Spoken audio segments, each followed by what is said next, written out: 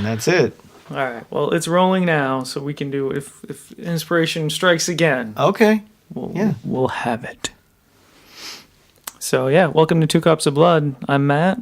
And I'm Mechno. It's good to see you or hear you, or well, neither actually. But yeah, it's good to see you, Matt. Yeah. So we're here to talk about goth culture and DJing and nerdy stuff and whatever. Yeah. Okay. We'll see what comes out of it. Cool. It's always good. Actually, I'm coming out of semi-retirement in December. Yeah. It's on my list. Very good. Okay. Let's get there. All right, we'll come back to that. Well, no, bro. Oh, really? Right into it? Yeah, just jump right in. All right, go ahead.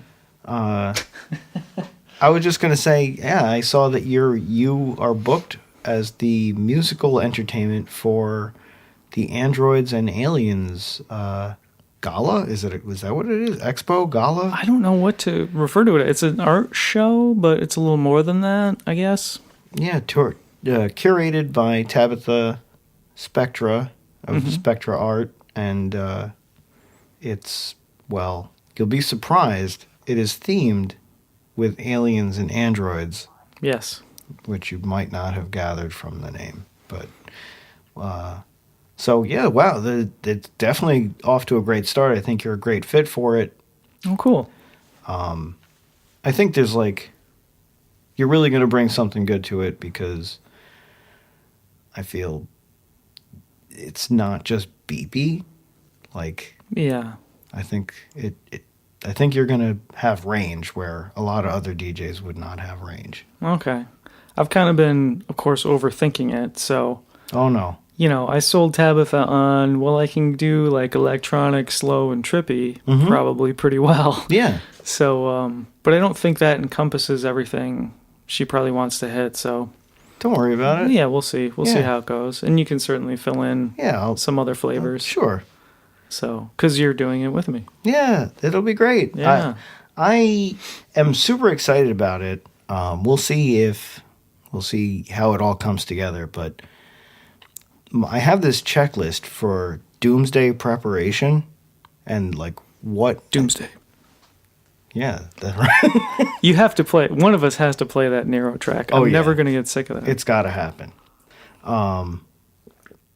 So, yeah, I have this fixation with apocalypse preparation. But what I pick as useful post-apocalyptic gear is very different from other people.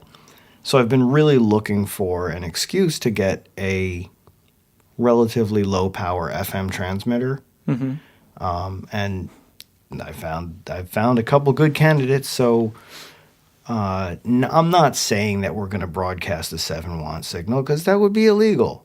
But this thing can go up to 7 watts. And after civilization ends, we'll have a means of communication. Yeah, really. I'm thinking that the person who has a radio transmitter is instantly important. Especially if they do something weird and only they know how to make it work. Yeah. Even better. So I'll have to make sure it's booby trapped somehow. And then all you're going to be doing is playing Doomsday by Nero over and over again. Yeah, find me. Yeah, go ahead. I like that. So, but the application for this. Yeah, what I hope to bring to it is that at this event that Matt is spinning.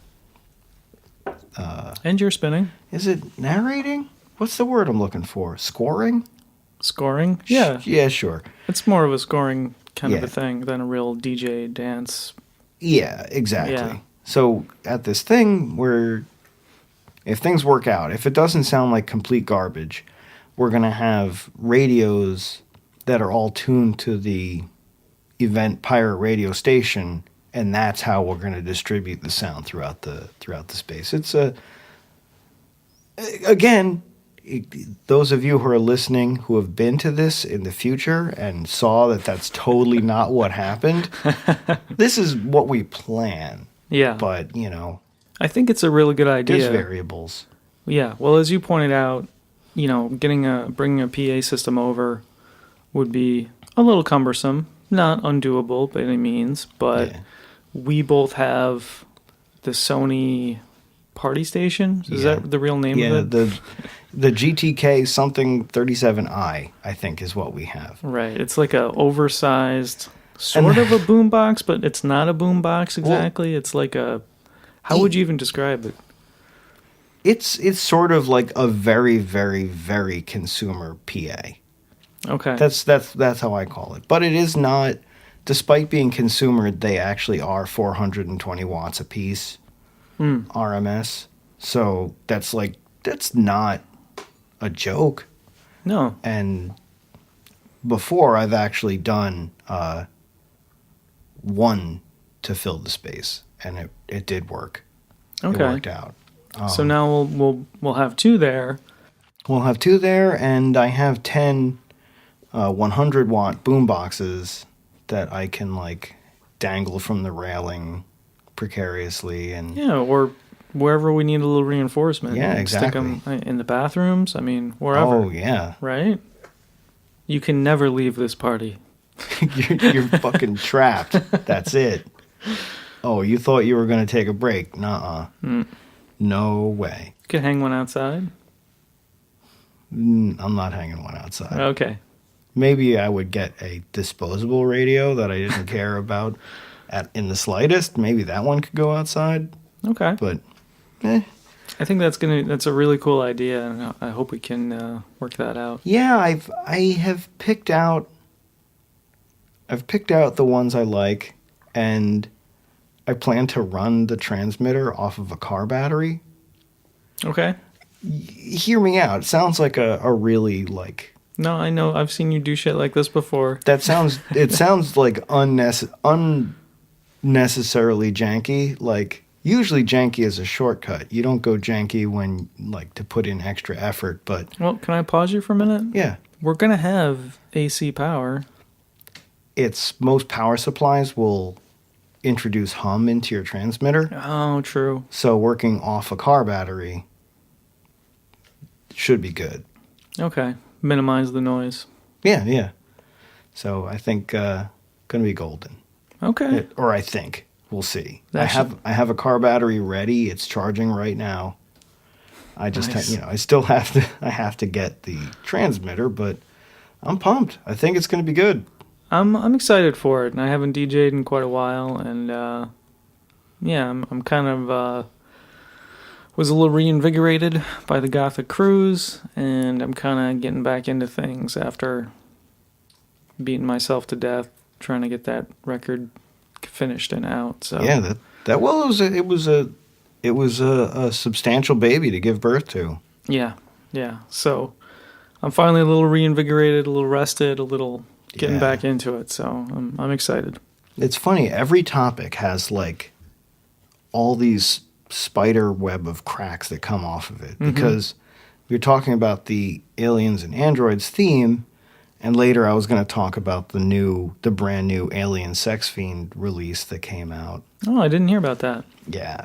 Or, we talked about the Gothic Cruise. Well, you mentioned the Gothic Cruise, which then we have this ego likeness show that we just went to like not very long ago. It's like everything we say has like a ton of different topics we could shoot off. So It's true. very exciting.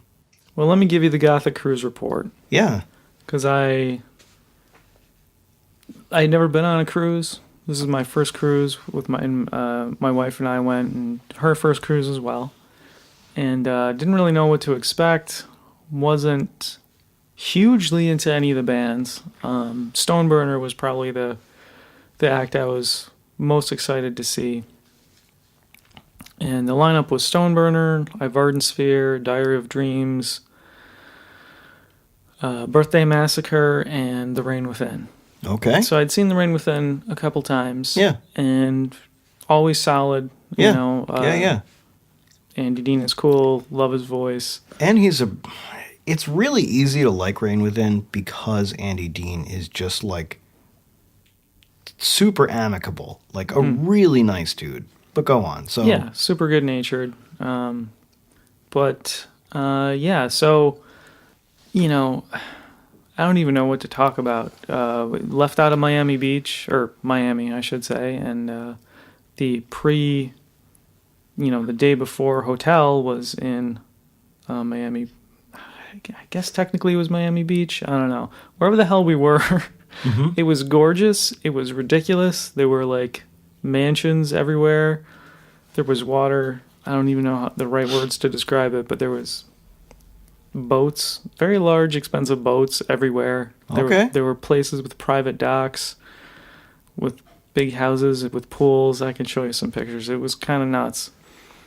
So lots of money. And the next morning, communication and coordination was perhaps the weakest aspect of the Gothic Cruise experience, but everybody got through it, so I can't say it didn't work at all.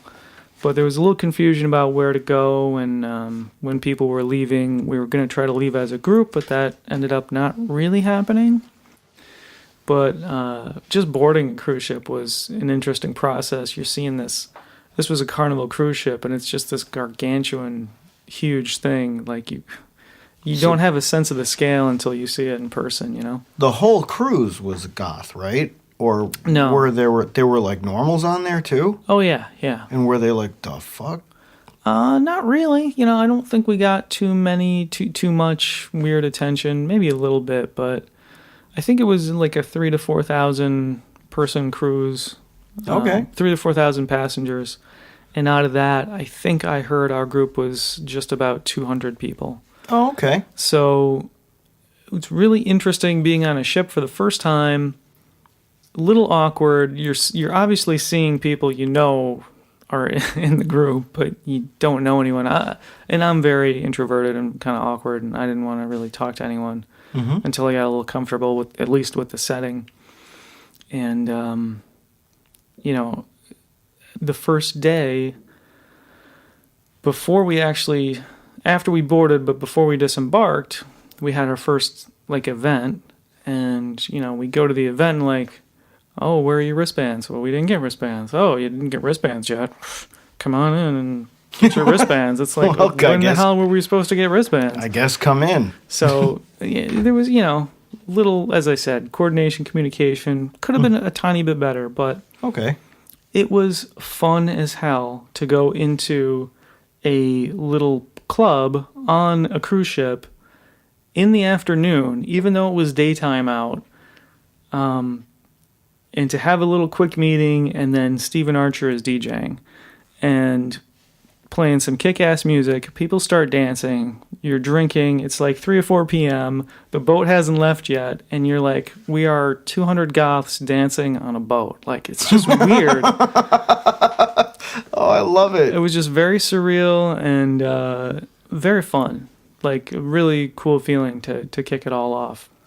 That is cool. And I have to say, Stephen Archer is a hell of a DJ. I've heard, yeah. He really... What's his style? What does he do? He mostly... Classics is probably too easy a term to throw out there, but he was just playing some good old goth-industrial, threw in some newer, not new, but Ladytron, and okay, mixing up a little bit. At least for that event, he was staying pretty dancey. And then he did a few other, they had an event pretty much every night. So he had a couple other opportunities to play some music, and on some of those other occasions, he was just playing whatever. So he was playing some Dead Kennedys, some post-punk stuff, and mixed in some Björk, and, whatever he fucking felt like, which is the kind of guy he is. So I appreciated that. I thought it was really good. The other DJ was Nathaniel Rose, who was much more... I don't want to say like a typical club DJ, but he was doing the beat matching and flowing more seamlessly in very dance-oriented songs. Okay. And that was fine too. Didn't love it the first couple times, but on the last day we had throughout the cruise, we were in a few different venues inside the boat, and on that last day we got to have an event outside on the deck? On the deck next to the pool. Okay, cool. And it was really nice. it had, it was raining just a tiny bit, so there weren't a lot of other people around, and I think most other people were all partied out, so we didn't get too much. There wasn't any competition for the space, which was interesting because it was typically a very busy spot. Okay. But it was just us out there, out in the open, next to the pool, blasting our music. People were dancing. It was just a lot of fun. It actually, I never really had an attraction to a cruise, but this really sounds really cool. It's nice to have some, even if you don't know people, even if you have barely have these, you've made some casual acquaintances over the course of the 7 days. It's nice to have a group you can at least identify with, even if you're not comfortable with them. Yeah. Rather than just be, a couple in the midst of this sea of people. Right. At least you can pick out, this is my culture here. Okay. Right. I have some sort of basing because I get these people. Exactly. Right. No, that's awesome. And were there, what is it? Debarkation points, is that what they're called, where you exit the ship for some events, not necessarily goth cruise related events, but like they pull up next to something to do, and then you take a little skiff or whatever it is to get to that thing. How do you get there? Well, the boat, so the boat is going to a couple different destinations. So I think we hit, I screw up the order. I'm trying to remember them in order. There was Roatan, which is an island off Honduras. We went to Grand Cayman, which is a former British colony, I believe. Okay. And Cozumel, Mexico, and Belize. Not in that order. Okay. So most of them, we had to get on a different boat. I don't know if skiff is the technical term. I think they called them, I can't remember what they called them, but it was a different term I'd never heard before. I think technically it might be a dinghy. Because no, I didn't say that. When you get on a boat to get to another boat, yeah, I think technically that makes the boat that you're using a dinghy. Because it's not really for transportation. It's to bring you to the transport. Whatever. Whatever the right term is, yes. We had to do that a couple times. In Belize, the port was deep enough so that the boat could actually dock. Okay. And we just got out, and there was like this long walkway onto the... Wait, was that Belize? I get them mixed up. That might have been Roatan. How's the Wi-Fi in Belize? I wasn't paying much attention. Oh, okay. Belize was probably the least developed country that we visited. Oh, interesting. It was also one of the best. Cool. Really enjoyed it. It was people were nice, and I don't know, really good feeling. Fun stuff. That's really neat. Yeah, I asked about the Wi-Fi because there's like different regulations for how much power your access point can put out. Oh, and okay. Like a hack is if you say that your Wi-Fi access point is in Belize, it goes into a slightly higher power mode. Interesting. Yeah, it's one of those weird things, but it's in the settings for like every Wi-Fi thing that you have. It's cool. Quite bizarre. Okay. Belize. Yeah. So at each one of those ports or destinations, there were a number of different shore excursions you could choose from. And one of the perks of the Gothic cruise is that they have their own shore excursions. So you're not going there with, 100 people from the boat who aren't in the group. You're mostly just going with people from the Gothic cruise group. Oh, cool. So that was kind of nice. It was kind of just, more private. And I think they had different offerings than the regular choices through Carnival. And then if you didn't want to do any of that, you can always just go on shore and do whatever you want to do. And there are, you can join up with different tour opportunities that are just randomly there. Okay. And were the excursions planned by the Gothic cruise, or was it were they gothy things to do in Belize? And not exactly. They weren't really goth related. They were just attractions that are there. Okay. And I think they're offered through like a third party company. I can't remember the name of it right now. My memory's terrible. Deeply apologize to everyone. But it was really cool because in Grand Cayman, my wife wanted to do a scuba adventure. I'm not into the water. I've read too much Lovecraft, but she got to do that while I hung out, and she had a fucking blast. She loved it. Very cool. I can't remember the other choices, but every one of these, there was at least 2 different things you could choose from. Or you can just stay on the boat and relax while everyone's gone. And that's a viable option too, which we stupidly did not choose.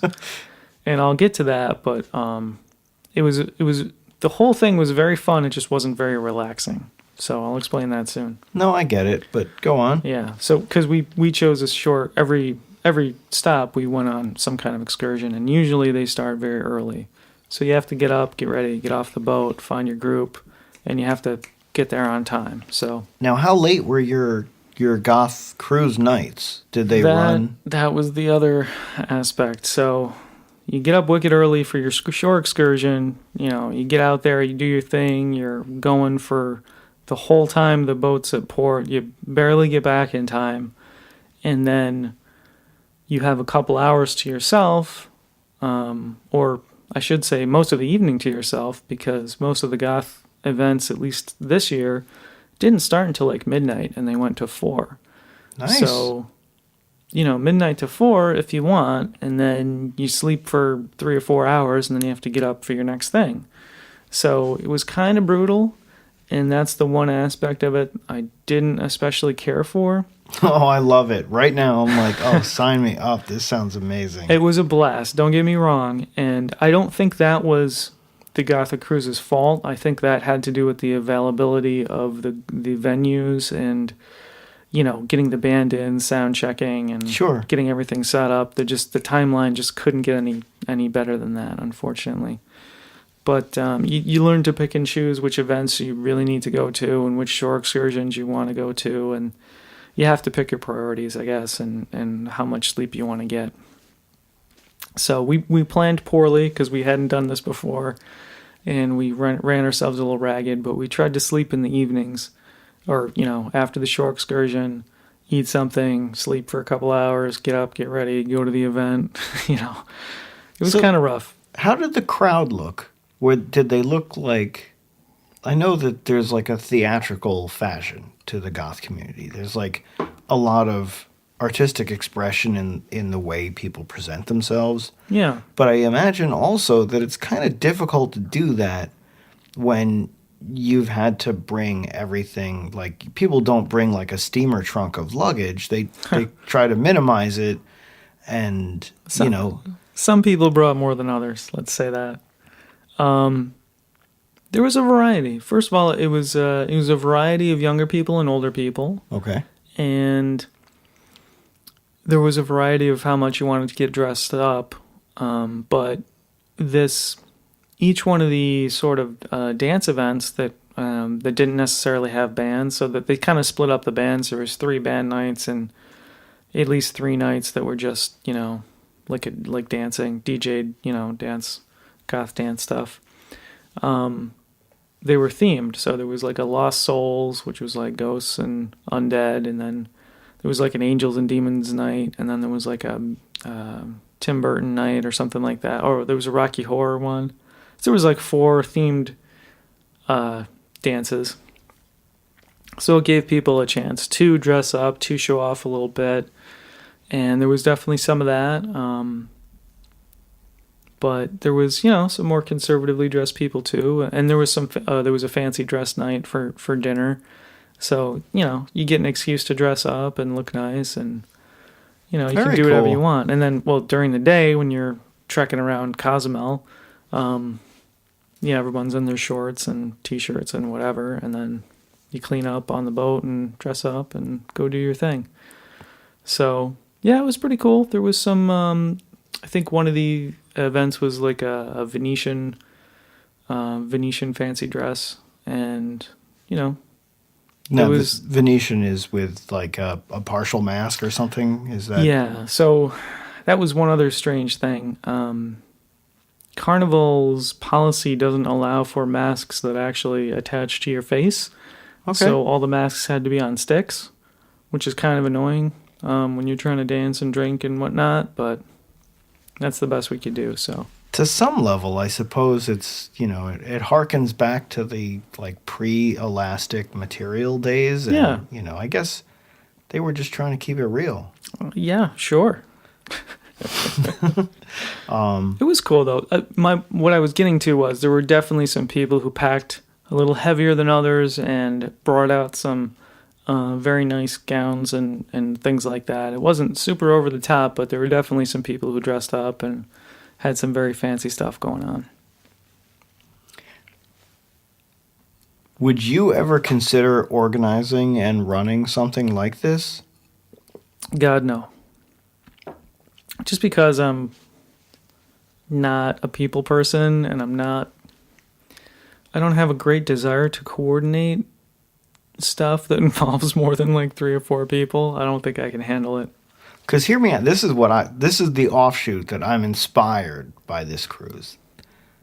I would like to see a smaller version of this cruise where you, instead of going a great distance and seeing all these different spots, you're instead brought to an offshore oil refinery that's been retired, and you have just like a wasteland, like, holy shit weekend on this like refinery.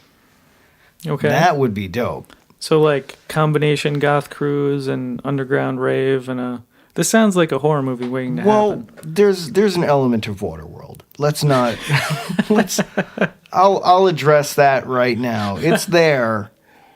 Don't look at that part too closely. But, Gropner be in. Oh, I'm sure. I know it. He'd be like, I got kills. Maybe. Yeah. Every podcast we have to talk about Brian Gropner. Brian Gropner, ladies and gentlemen.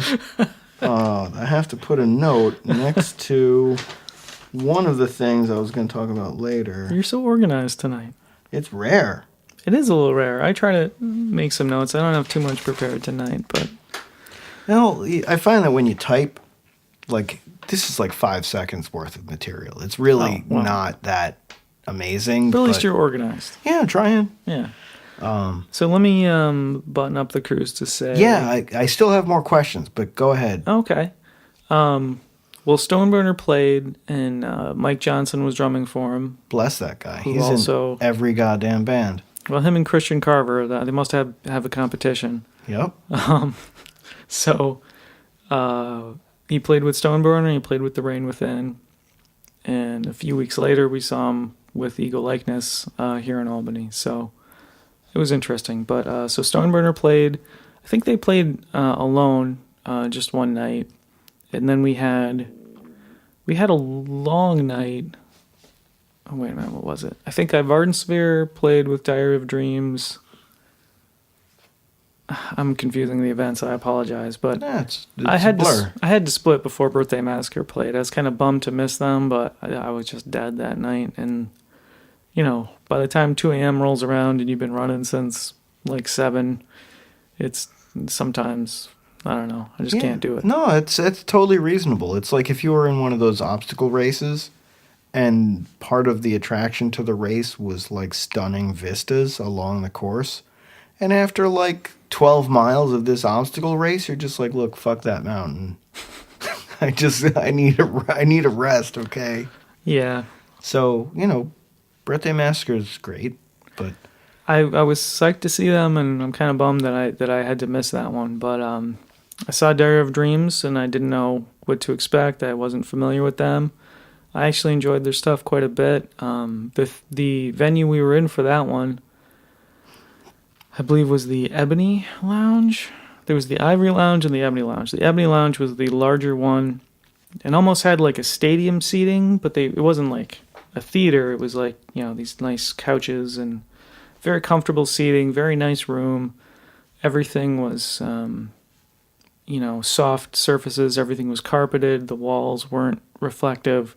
Acoustically, it was just really, really nice. Oh, good. And it kind of was conical? like an open, like a big wide angle from the stage coming out, and we were all like wrapped around it. And the sound reinforcement was smallish speakers mounted on the ceiling in concentric rings going out from the stage, so that you kind of had your own not personal, but each level had their own speakers kind of projecting the sound at them. And I swear that was the clearest, cleanest live sound I've ever heard. Like, wow. When Stephen Archer was DJing, the stuff he was playing was so crystal. It sounded the clearest I've ever heard, like, DJ'd music ever. And of course, the bands were mixed very, very well, and it all came through really, really well. So I think that night it was Ivardin Sphere, The Rain Within, and then I'm apologize, I'm getting it mixed up. And then Birthday Massacre, which I had to miss. But Diary of Dreams played too. Which night was that? I don't know. It was all good. It all sounded great. Everything that I heard was very good. All the bands did a good show, and oh yeah, awesome. Oh, for sure. Yeah. How did you hang out with Scott Fox? No, I wasn't. I'm not much of a friendly person. Well, I don't know. It takes me a long time to warm up to people, I should say.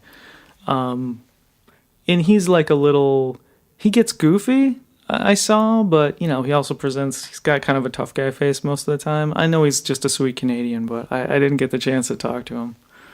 Well, yeah, I was going to ask if there were any, like, celebrity, was there any, like, celebrity vibe around people, or is all, like, look, we're all, like, let's not get too hoity-toity. We're all, like, kind of ground level people here, because that's how our community works, especially, like,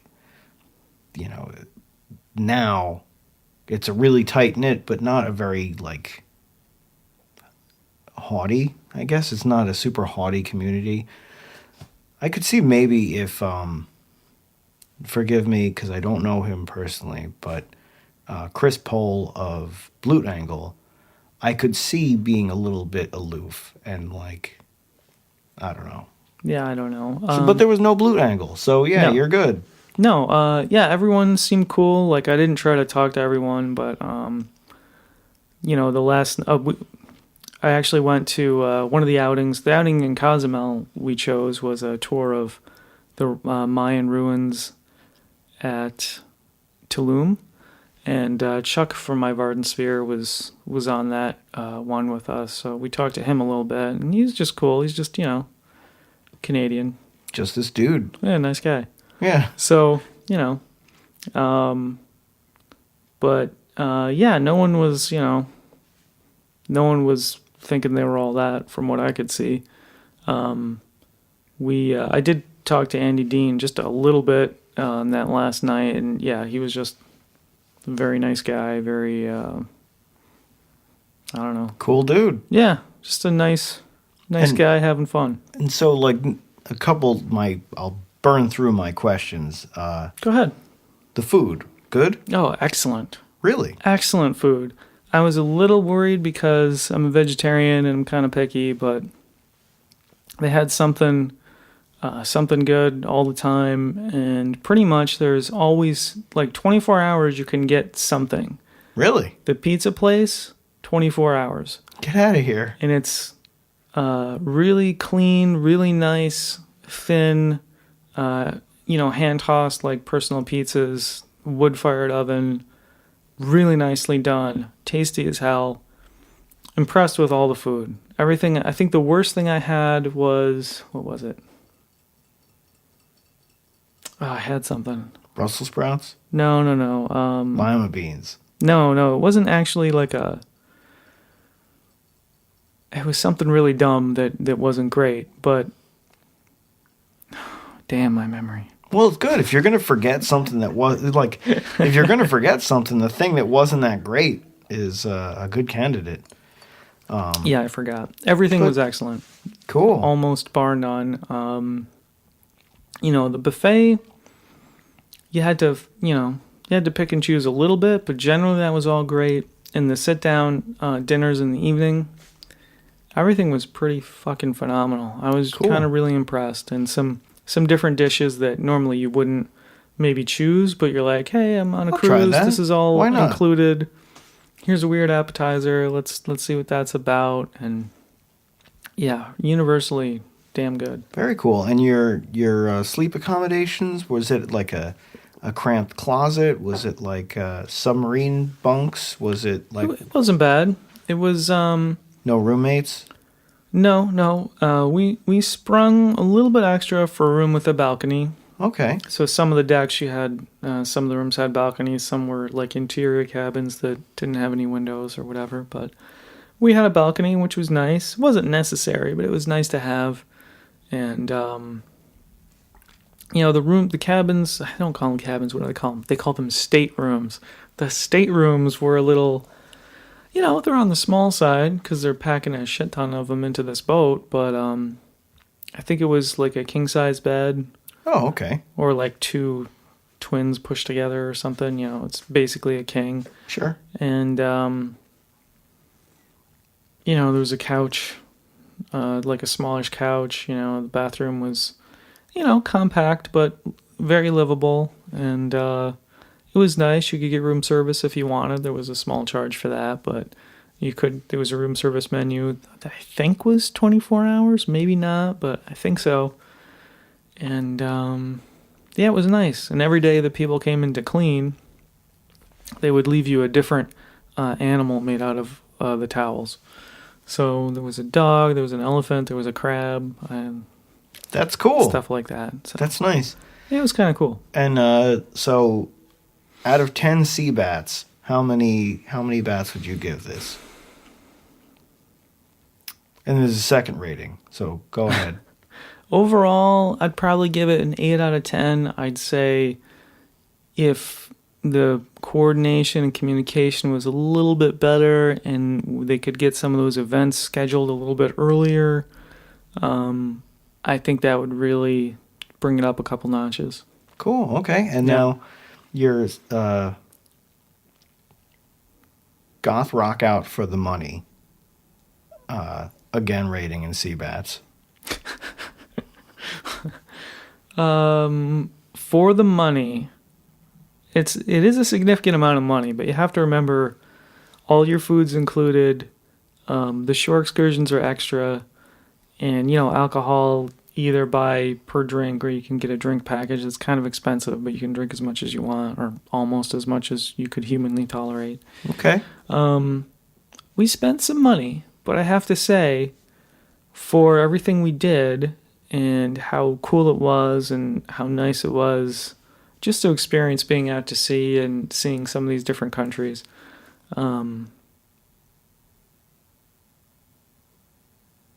Yeah, it was totally worth it. Maybe about a 9. Maybe about a 9 Seabat 9 rating. sea bats. All right. Yeah. Big hand. Yeah. Nice. Well done, Gothic Cruise. I mean, we got to hold a sloth. Oh, very cool. We got to... Are they strong? they're very gentle. Oh, okay, nice. They don't weigh as much as you think. They're kind of delicate and dainty about things. Well, they tell you to take it easy with them. And just, No. like you just hold you don't do anything with them, really. You just hold your arms, you lock your hands together just to give them a little cradle for their butt, and they just kind of, they bring them to you and they just kind of hold on to you. Like you're their tree trunk, and they just look wicked cute, and you're just holding a sloth. That's cool. It's pretty interesting. We had some monkeys jump on our heads and stuff. This was all at this one wildlife. Now that could have gone bad. It did go bad. They stole one guy's glasses. Oh, Yeah, it did go bad. it did. Well, not bad, but Not bad for you. you cannot control. Even though these were small monkeys, these were, They're monkeys. what the hell were they? White-faced Capuchin? capuchin monkeys. Yeah, yes, Those dudes. and they're fairly small. Yeah, but But they told you, don't have anything they can get out of your pockets. Don't wear you might want to take off your hats, your glasses.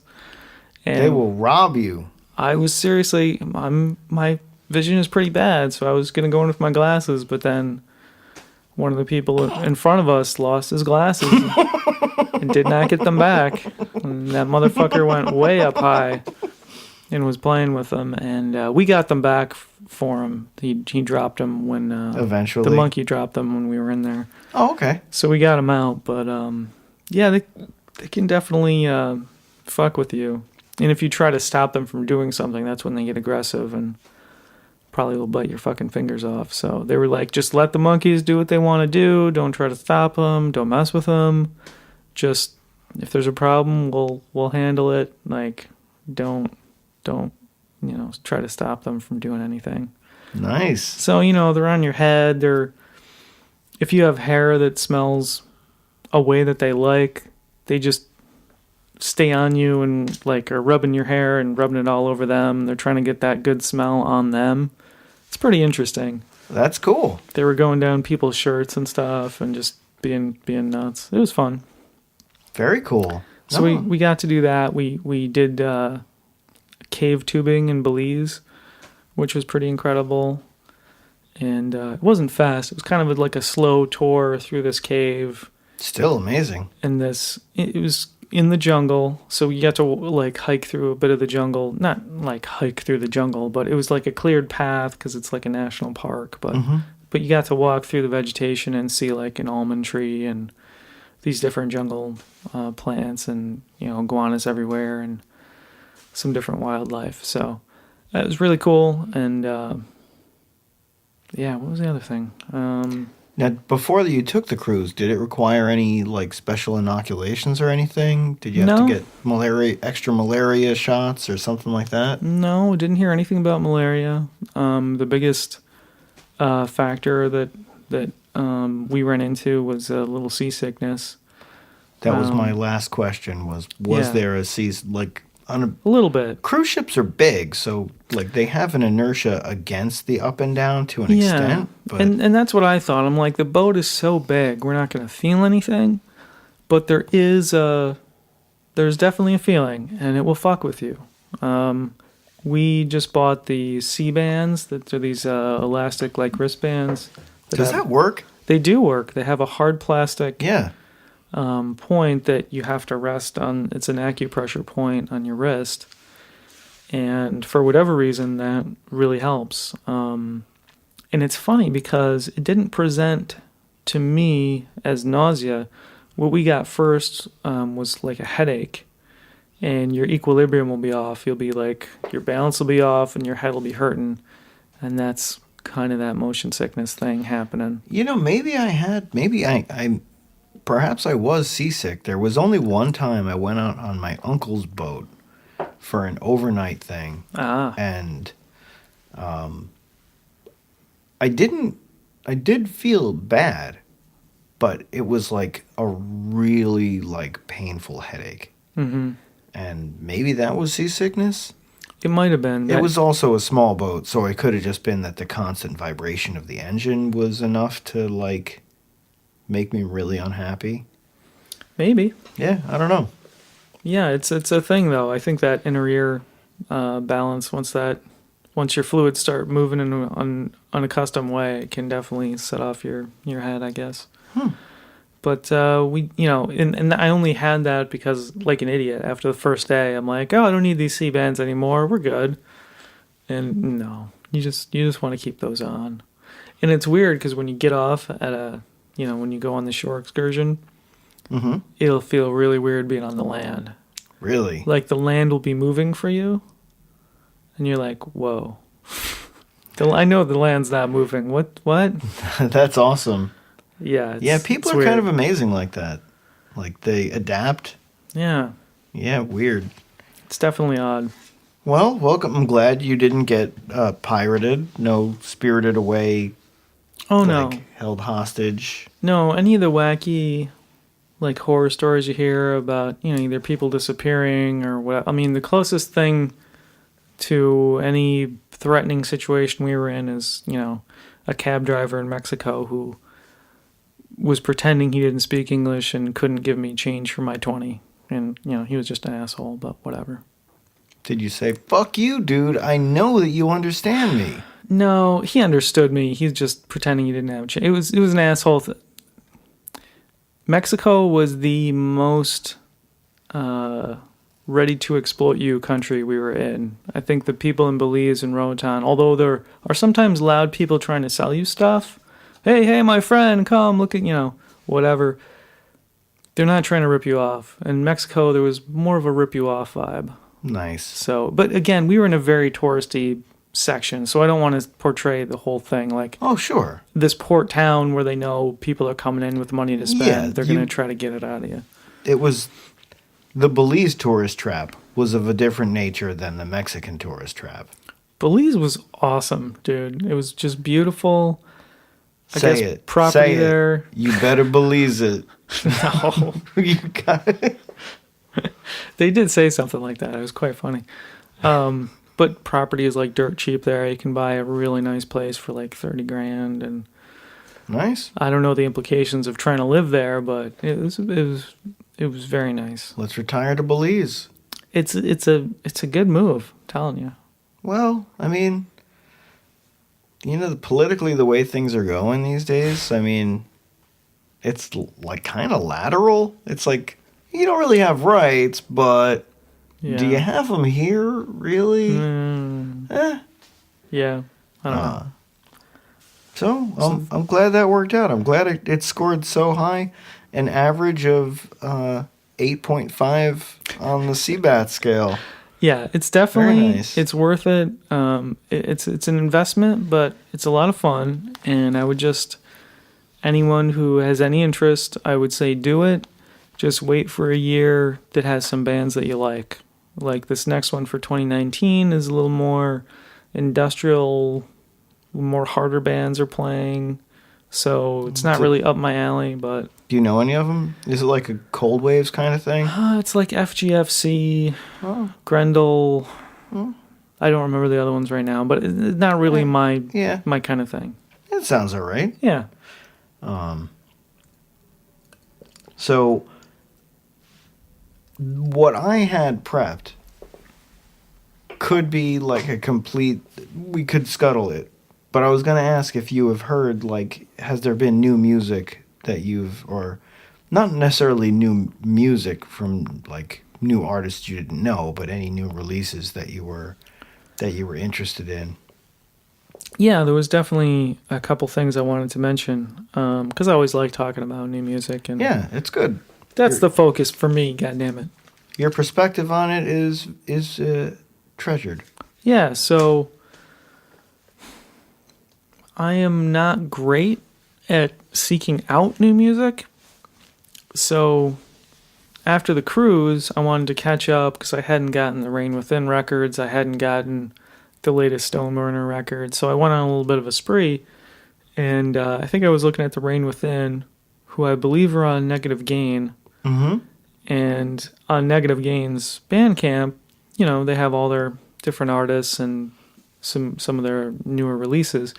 And I remember seeing ads for Panic Priest. And, is that the name? Yeah, Panic Priest. And I checked out that record, and it was really good. It was like really up my alley in a way. Very kind of classic-y, gothy feeling. I really dug it. So definitely into them. And of course, the new V&V Nation came out recently, Noir. Oh, yeah. Pretty good. I haven't fully processed that one yet, but I think I like it more than the last couple releases. Yeah, I had noted it had come out and had meant to dedicate time to, like, absorb it, but yeah, I really haven't yet. I've heard a couple tracks in passing. I think my method of preparing is I put all new music on my music device and I shuffle by the recently added playlist. And then when I hear stuff I like, I rate it.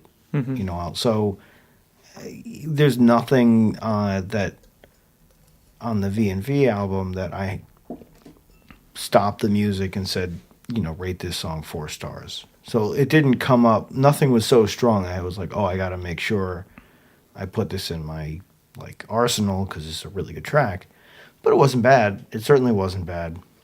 Cool. Yeah, so far I dig it. Again, I haven't really given it enough attention either. And the only other thing I wanted to mention was not kind of an off to the side of goth is artist formerly of Them or Us Too. I think the name is Sirsq. It's SRSQ. Cool. I think the name of the record is Unreality. Just came out a few weeks ago in October, or late October, early November. Okay. Really good. I think the description is like grief wave / I can't remember right now, but good stuff. Slower, soaked in reverb, kind of. I don't know how to describe it. Is it kind of shoegaze? Kind of? Without the guitar. Oh, okay. Without a heavy guitar presence, more vocal layering and texture. I really like it. It's quality. Nice. Yeah, it's good. Very cool. What do you got? All right. So I'll because I have a few things, I'm going to move through them quickly. There is a new Alien Sex Fiend. It's called Possessed. Alien Sex Fiend is kind of interesting. They have, back in the day, they were like kind of early post-punk goth stuff. And then they drifted away from that.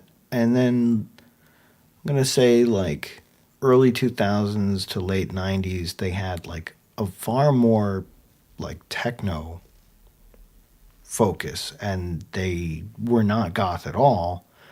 Now it feels like they're a lot more goth, kind of reflecting the early Alien Sex Fiend. But I'm going to say I'm going to give it 2 out of 5 bags because it's not my bag. It was ambient at times. Like a lot of the songs started with. So like I guess I'm kind of utilitarian where if a song starts with a really like gradual build and it's super ambient and like eventually it gets to him saying something repetitive over and over again, it's not going to work for me. Not professionally. If I'm doing yard work, I won't skip the track, but it's not something I'll like really like fixate on. Yeah. There's this band called Cirrus, and they're interesting because they are I'll go cyber industrial metal. And, interesting. And they are.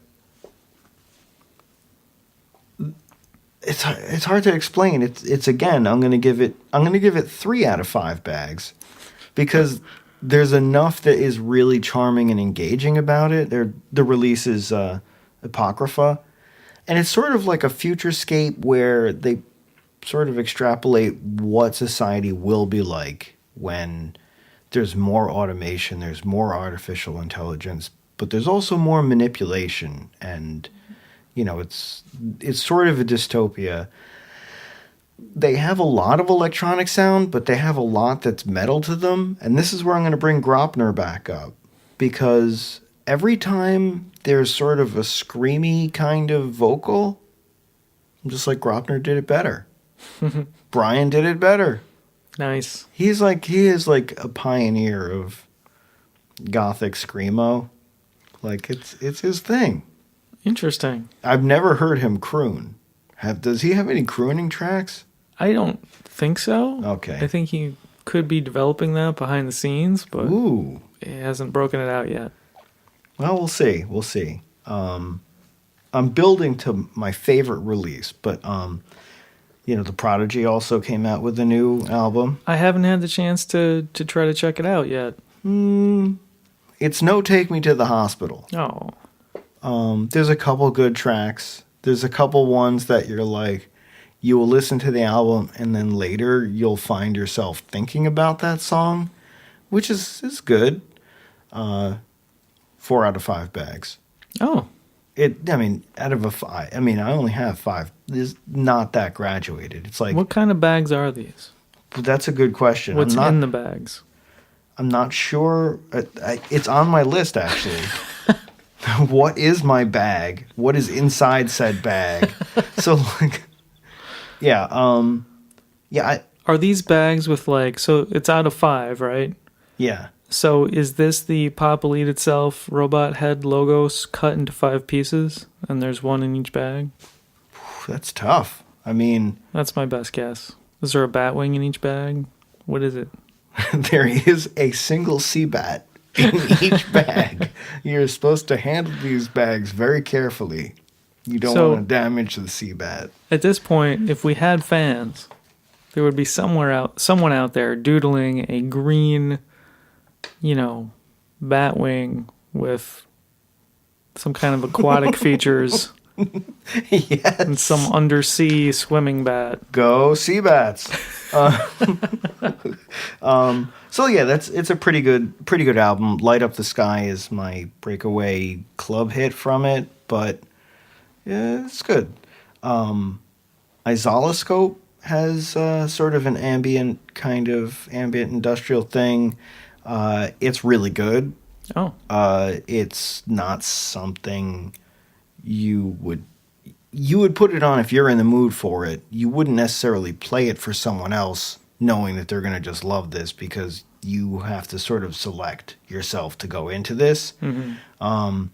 My notes say compelling music, able to really craft tension, great soundtrack for when the rift between worlds open. So that's really where that's at. And my favorite recent pick is, now there's a band called, now I am not German. Sorry for all these disclaimers. I'm not German. I'm going to say this real wrong because I don't know anybody else who likes this band, but there's a band called Grausam Tochter. Sounds good to me. I think it maybe a little Icelandic. It means Cruel Sisters. Ah. They're very, like, their stage show is incredibly intimidating, and I would be very nervous about trying to book them, especially in the United States. They, like, take things, they're very passionate. So, like, I could see them, like, accidentally breaking obscenity laws or, what have you, but very, very, very German. The new album is Engel im Rausch, which translates to Intoxicated Angel. And it's this part is I miss out on completely because I don't speak German, but it's something of a concept album that describes an entire night. And the first song starts on the day following the night. Like, and then everything else is just like remembering and reflecting on all the shit that happened. And just the album is fucking phenomenal. And I was scared to listen to it. Now, it didn't scare me to listen to it. I mean, like, you ever have a band that you love so much that they come out with a new album and you're like, is this when they fuck it up? Is this when they suck? Well, I usually don't anticipate that. I'm just sorely disappointed when it happens. So if The Cure, like, when a new Cure album drops, you're like, yeah, this is going to be fucking awesome. Or are you like, oh man, I'm scared. No. What if... I don't get scared, but I go in, I try to keep my expectations level. I don't think... I doubt they could surpass Disintegration, these days, but I know I'm probably going to like it, and it's probably not going to be terrible. There's no part of you that's like, what if he's all mumble rap now? I can't see that happening. I have some faith in them. There's some bands you have faith in. There's some bands like U2 who have just pissed on all your faith. Yeah. So, Yeah. I don't know. Sorry, U2 fans. I used to love them for a long time, and just lately, no. Well, but you get me. I mean, it sounds like Yeah. you have a much more, you accept the direction that the artist is going to go, and you try to listen to see what they're up to now and get caught up with that. If they're a real artist, they're not making music for you. You know what I Okay. mean? They're doing what they have to do, Okay. and hopefully you'll come along for the ride. So I don't know. I've been seeing things differently lately in that kind of a way. Like, yeah, they suck now. Well, they don't suck. They're just not. They don't care about you. They're doing what they have to do. Like, I don't know another way to put it. No, that's interesting. Yeah. I like it. I think that's sort of an enlightened way to take in the music. But that said, I was scared to listen to this album because I really have liked them in the past, and this is their best work. Nice. Yeah. So that is my top pick. The Grossem Tochter. Yeah, Grausame Tochter. Okay. Yeah, that's my pick. Engel im Rausch. And my not pick is still fun. Did you get the Strangers free release that they did? I did. I haven't fully processed it yet. The one that's keeps coming up in my iPod, but the other ones won't, is the Wanderlust remix, or Wander or something. I really like that song, but I haven't heard the others very much. Was it a cover or was one of theirs that's just a remix? I think it's just a remix, but I'm not entirely sure. I think that and I'm using this to segue into having actually seen Strangers live. It's a fun album. I think that they don't take themselves super duper seriously. And I don't want to catch any shit or any hate for saying this, but I think that they're sort of they're somewhere on the emo to goth spectrum. I think that they have more, which is that one? Yeah, the Wanderlust remix. That's what I'm talking about. Oh.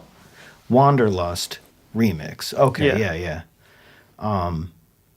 So like in person, their picks of covering Billy Idol and Korn, and like it makes more sense because they're just sort of I don't know. I thought they were sort of charmingly irreverent,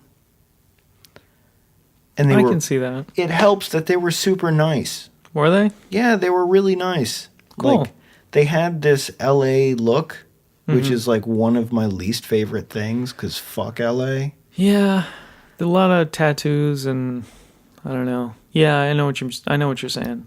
But they're Canadian, so Right. yeah, it worked out. They were just really polite, really nice. Any kindness you paid them, no matter how small, they were appreciative of that. And like, I turned a light, and they were like, "Oh, thanks, man. You can really see the merchandise now. That's great. Thanks." Oh, And I was like, "All right, I like these dudes."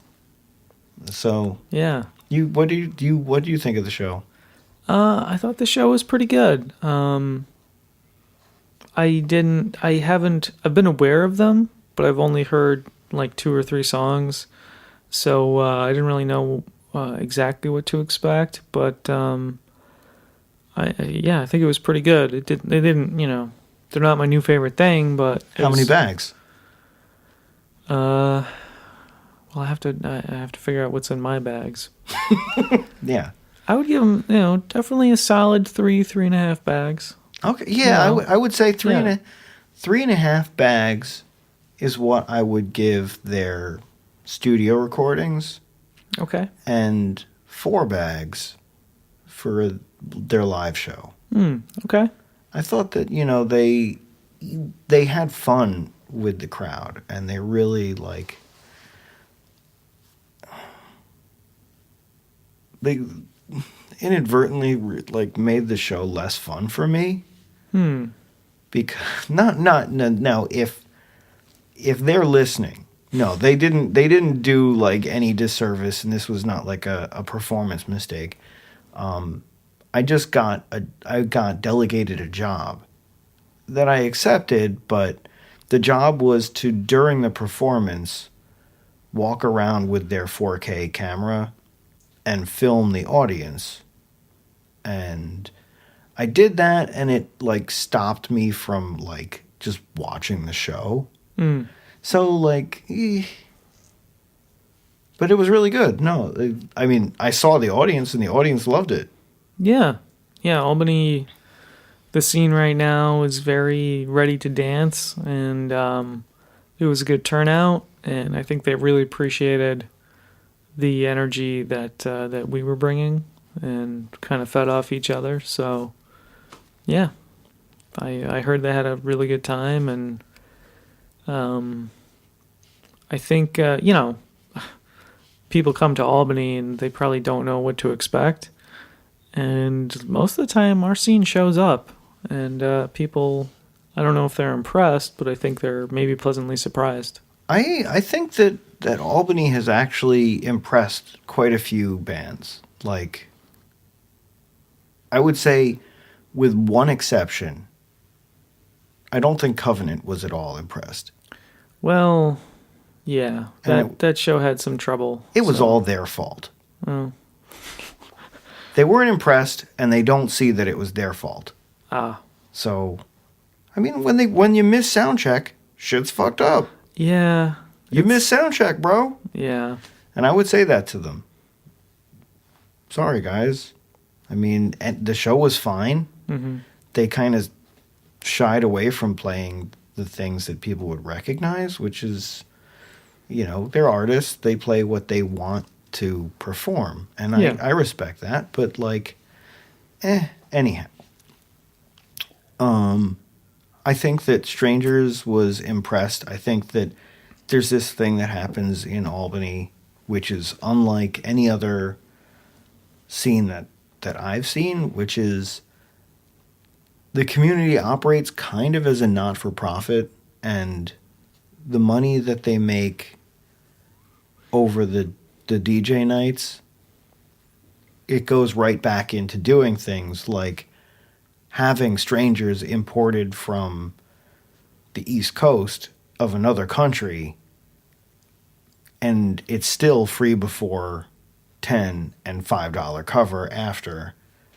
Like, they do that. It's almost like, at that point, it's pretty much just a string of free shows. Like, a $5 show is essentially a free show. Just, come on. You can't get much better than that. Yeah, so, like, I think that really largely there's a reputation for if the local scene is booking something, even if you don't know, they're booking it because you're going to like it. So I think there's a faith in that, and that's cool. That's really cool. Totally. But there was, even before Strangers, we saw your buddies from the cruise all back with some special guests. Yeah. So there was a show with, what was it, Amelia Arsenic, Abby Death, and Ego Likeness. So I'm getting my helpings of Stephen Archer in my life these days. So Donna Lynch and Mike Johnson and Stephen Archer were all on the cruise. Was Rick Furr on the cruise or no? I didn't see him. He might have been there, but he looked familiar at the show, so I know I'd seen him play with Ego Likeness before. But I don't think I saw him on the cruise, no. But yeah, it was interesting that Ego didn't play the cruise and it was just Stoneburner. I thought it would have been great to have those guys, both bands perform. They are, I think, both going to perform at Dark Side of the Con 3 in March. So I'm excited to see that. Because, Stoneburner is always good. He's always doing slightly different things and, different video accompaniments, and it's always a good time. Yeah, I'm gonna hit Dark Side of the Con this year, and I've heard really good things, and that it's really fun, and they're really expanding it. They're filling sort of a gap that I feel like Kinetic has left a hole now that Kinetic is gone, where it's more than just bands. There's like panels and stuff, and Yeah, it's a more of interesting cultural event. It's Not trying just, to be more of a convention. Yeah, yeah, it seems cool. definitely. But yeah, so back to the concert. You had seen Amelia Arsenic before. I had not actually. Oh, I okay. think I had missed. I know she had been to town before. Yeah. Was that last year or just earlier this year? It was earlier this year, Okay. before the Dead Cities tour that we caught with Yeah. with her and Abby Death and Ego Likeness. She was on tour with Cyanotic. Was that River Street Pub? Yeah, at Is River that Street Pub. One of the first shows over there. Yeah, Okay. and I have to say that, like, while it's really hard. Chimera pointed out to me that her stuff is really, really hard to perform live because in production, all of the breathing time is taken out. Yeah. So, like, it's really difficult to do that while emoting on stage and, like, just not breathing. You have to, like, really Right. have your shit super tight if you're going to pull it off. Well, to me, it sounded like, although there were live vocals, it sounded like there was also a pre-recorded vocal track that she was kind of doubling. Well, yeah, I won't be super critical. The first time I saw her, it was largely a lip-synced performance. This time, it was largely performed vocals, but then for her big hit, RX Love, which is like her most breakaway track, which is also the one that doesn't leave time for breathing, I think that was a pantomime track. But Maybe, yeah. her performance, she's getting more and more comfortable, and she did a great show. And her band was really cool. Yeah, the band was definitely good. That lip syncy feeling was the only thing that detracted a little bit for me, but Yeah, it still worked. It still came over well. I try to, I'm trying to be philosophical about that kind of thing. Where if a band lip syncs, I don't want that to take away from me. I guess I want them to do it well, but I don't mind that they do it, because if I just want a perfect reproduction of the song, I just listen to the song. Right. So, it's more about what they're bringing to the stage and how they're, like, presenting that. So I don't know. I thought she did a fine job. She did well, and I think that her library of music is coming along pretty well. Yeah. I enjoyed it. Like I said, first time, and I wasn't too familiar with her work, and it was good stuff. Did you took in Abby Death as well? Yeah. Yeah, pretty similar, I think, to the last time we saw them. Maybe a little bit better, a little tighter, a little more confident, perhaps. Good stuff. Valerie Abbey said hello to me before the show, and I was like so not ready for social mode. I could not make conversation, so. Well, I tried doing like a matchmaker thing where I love both of your artistic product, and I think that I just want to smush them together. So if you do me the favor of remixing some of their stuff and having them remix some of your stuff, I think they would be some beautiful babies. Yeah, I mean, I would be into that. I just haven't put it together yet. Yeah. I'm actually working on. I have some stuff going on right now, but when I have time for that, I'd totally be into it. Okay. Yeah. Yeah. Yeah. I guess as a departure, I guess that I do actually run a goth bed and breakfast of sorts. Pretty much. Like, so when bands come to town, or I import people from out of the area to come like experience the scene. And it's not something I charge for. I just really I like to share the things that I love. It's just like one of the things that gives me like pleasure in this world. That's in my bag. Okay. Sharing.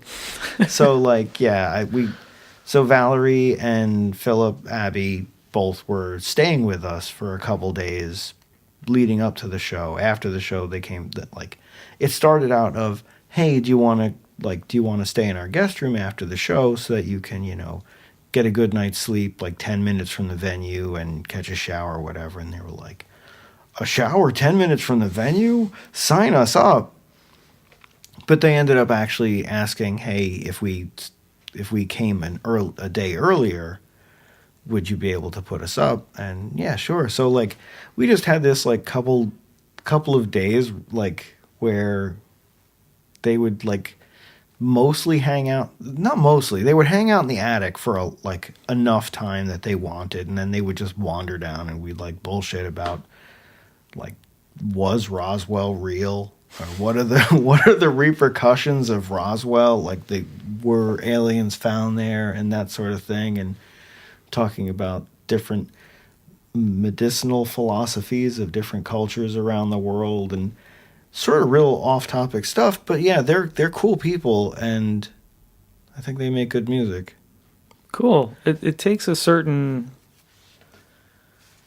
You're not a normal person. No. It's nice that you have the temperament and the understanding to be able to connect with artistic people like that and be able to put them up and be conscientious of their needs and stuff like that and give them their space and, whatever. Yeah, I mean, that's something that when I'm done the honor of Brian like deciding to crash over, it's very complimentary, and it like I think it's because I know that people don't always want to be hanging out.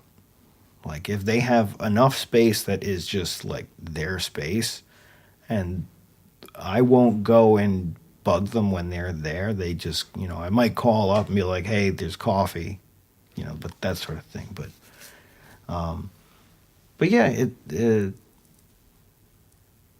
I'm blessed to have like pretty interesting and weird friends. So that's definitely cool. Yeah. But back to Ego. They just do a great show. Ego Likeness is really great performers and really great artists. And have you ever seen that like Steven, in between like performing, he just sort of like goes off to a corner and is like furiously scribbling in his notebook or doing something, because that's all that they do. This is like their whole gig. They are professionally Ego Likeness and Stoneburner. That's it. So Yeah. he really puts in the work. Oh yeah, that's their life. I mean, he has his art, and I think they both do some writing and different, but it's all artistic endeavors. And yeah, that's what they're all about. So Now, did you see he was at the merch table, I think he was selling a tarot deck that he has completed. yeah, I saw that. I saw our friend James bought one. Mm-hmm. I didn't get a close look at it, but my eye went more toward his I don't know if jewelry is the right word, but his dental sculptures. Treasures. Treasures. Yes. So on the spoon, what do you call the part of the spoon that's not the handle? The bowl of the spoon? The bowl of the spoon. Or the cup of the spoon, yeah. He had just the bowl, and he had like a tongue sculpted with teeth embedded in it. It was quite an interesting effect. I don't know. That's pretty cool. If I knew people who would be appreciative of that kind of Christmas gift, I definitely would have picked one or two up. But it probably would have been a great Christmas ornament. Perhaps. That's what you want hanging from the tree. It's more of a creepy Halloween or stick it in the fridge when you're going to have guests kind of a thing. Yeah. Yeah. So, how was your Halloween? Pretty low key. I think the missus had a social engagement and I kind of chilled at home because I was out of energy that week. There was the Eagle likeness show the day before. Yep. I think we had been running on the weekend doing something. Parties. And always. then, Thursday was something. Friday was Ex-Human with strangers. And it was just a real crazy week. And your holiday motif was a skeleton onesie. Yeah, it wasn't a onesie. It was just a hoodie, really. Oh, wait. They didn't have pajama pants? No. Oh, okay. Beautiful then. It was just a hoodie, and it was really kind of a cop-out. Everything I kind of had an interest in doing involved a mask, and I wear glasses, and Oh, that's tough. I'm kind of sick of contacts, and I kind of get irritated with them after a couple hours, so I just didn't want to deal with it. And it's like, what great costumes have glasses? You know, I'm not into Harry Potter. Well, you could do, I don't know what the character's name is, but Jeffrey Combs' character from Reanimator, I think he had. Just But wear a lab coat. You look be 0% like him. Exactly. So it's not really an easy, like you have a lab coat. I'm the Reanimator, asshole. Come on. It's a tough gig. So Yeah. I just opted for something silly off Amazon, and Cool. it kind of worked. I didn't realize I'd only looked at the front and the arms, and I knew the skull on the side of the hood was pretty cool. I never looked at the back of that thing till after I was done wearing it, and I'm like, oh, damn, the spine on this is awesome. I still haven't looked at the back. Really? No, you're always facing me. Wow, I got to show it to you. Yeah, cool. That's actually the coolest part. Nice. So Well, it was kind of a cop-out, but whatever. yeah, I found out that I really like. I wouldn't. Usually I'm uncomfortable with it, but I actually really like wearing a full face mask. Okay. Yeah, your Doctor Doom was impressive. Yeah, I was Doctor Doom this year, and I just put my cowl up and my Doom mask on, and I photographed that way. And I found that when I had the mask on, even though people were pretty sure they knew who the hell that was, I didn't have, like, a chat after every photo that I took, which usually happens. So, like, I just did it and then moved on and moved around. I couldn't really, I had the compulsion of, like, when I'd see somebody who I knew and I went up to them, I'd lift the mask and say, "It's me." And they'd say, "Yeah, we know." Yeah. But if you're not sure, it's uncomfortable. So it was obviously you. Yes. Yeah, pretty much. Yeah. I just want to touch on, we haven't dropped any amazing cocktails this week. Yeah. Or this session. It's pretty like low key right now. Yeah, we're taking it light. I think I went a little heavy last time, and I think it suffered just a tad. Oh, and, no way. And we have an event to go to after this, so. Yeah. So what are you drinking this evening? Well, I was inspired by your choice of mixer to put a little Jewel of Russia vodka in with a 0 calorie, 0 sugar, whatever the hell it is, green iced tea. The Arizona Green Tea Zero. Oh, there you go. Yeah, I paid special attention so that we could talk it up. And it is a serviceable mixed drink. Yeah, it's all right. I don't think I am going to, like, make it for friends. Like, oh, you got to try this. I went with a bit of... I put whiskey in, didn't I? Yes. Yeah, I put... Tullamore Dew cider cask finish. Yeah, and, maybe it would have been better to just drop the cider into my... the cider cask finish whiskey into my mouth directly. Maybe. But... I don't know. It's like most drinks have that charm of, like, it can start off really off-putting, and then by the time there's, like, a quarter of the drink left, you're like, this is working. It's fine. Yeah. Yeah, and it's fine. There we go. Okay. Um, Yeah, I'm not much of an iced tea guy, but it was all right. it's fine. Yeah. It's fine. So what have you been up to lately? You have anything artistically in the works? I saw that you were involved in a comp recently. Yeah. The post-gothic compilation came out. What was that one called? I think it's just post-gothic. I thought it wasn't 100 post-gothic bands you should know. Yeah, bands you should know. Yeah, that's Yeah. right.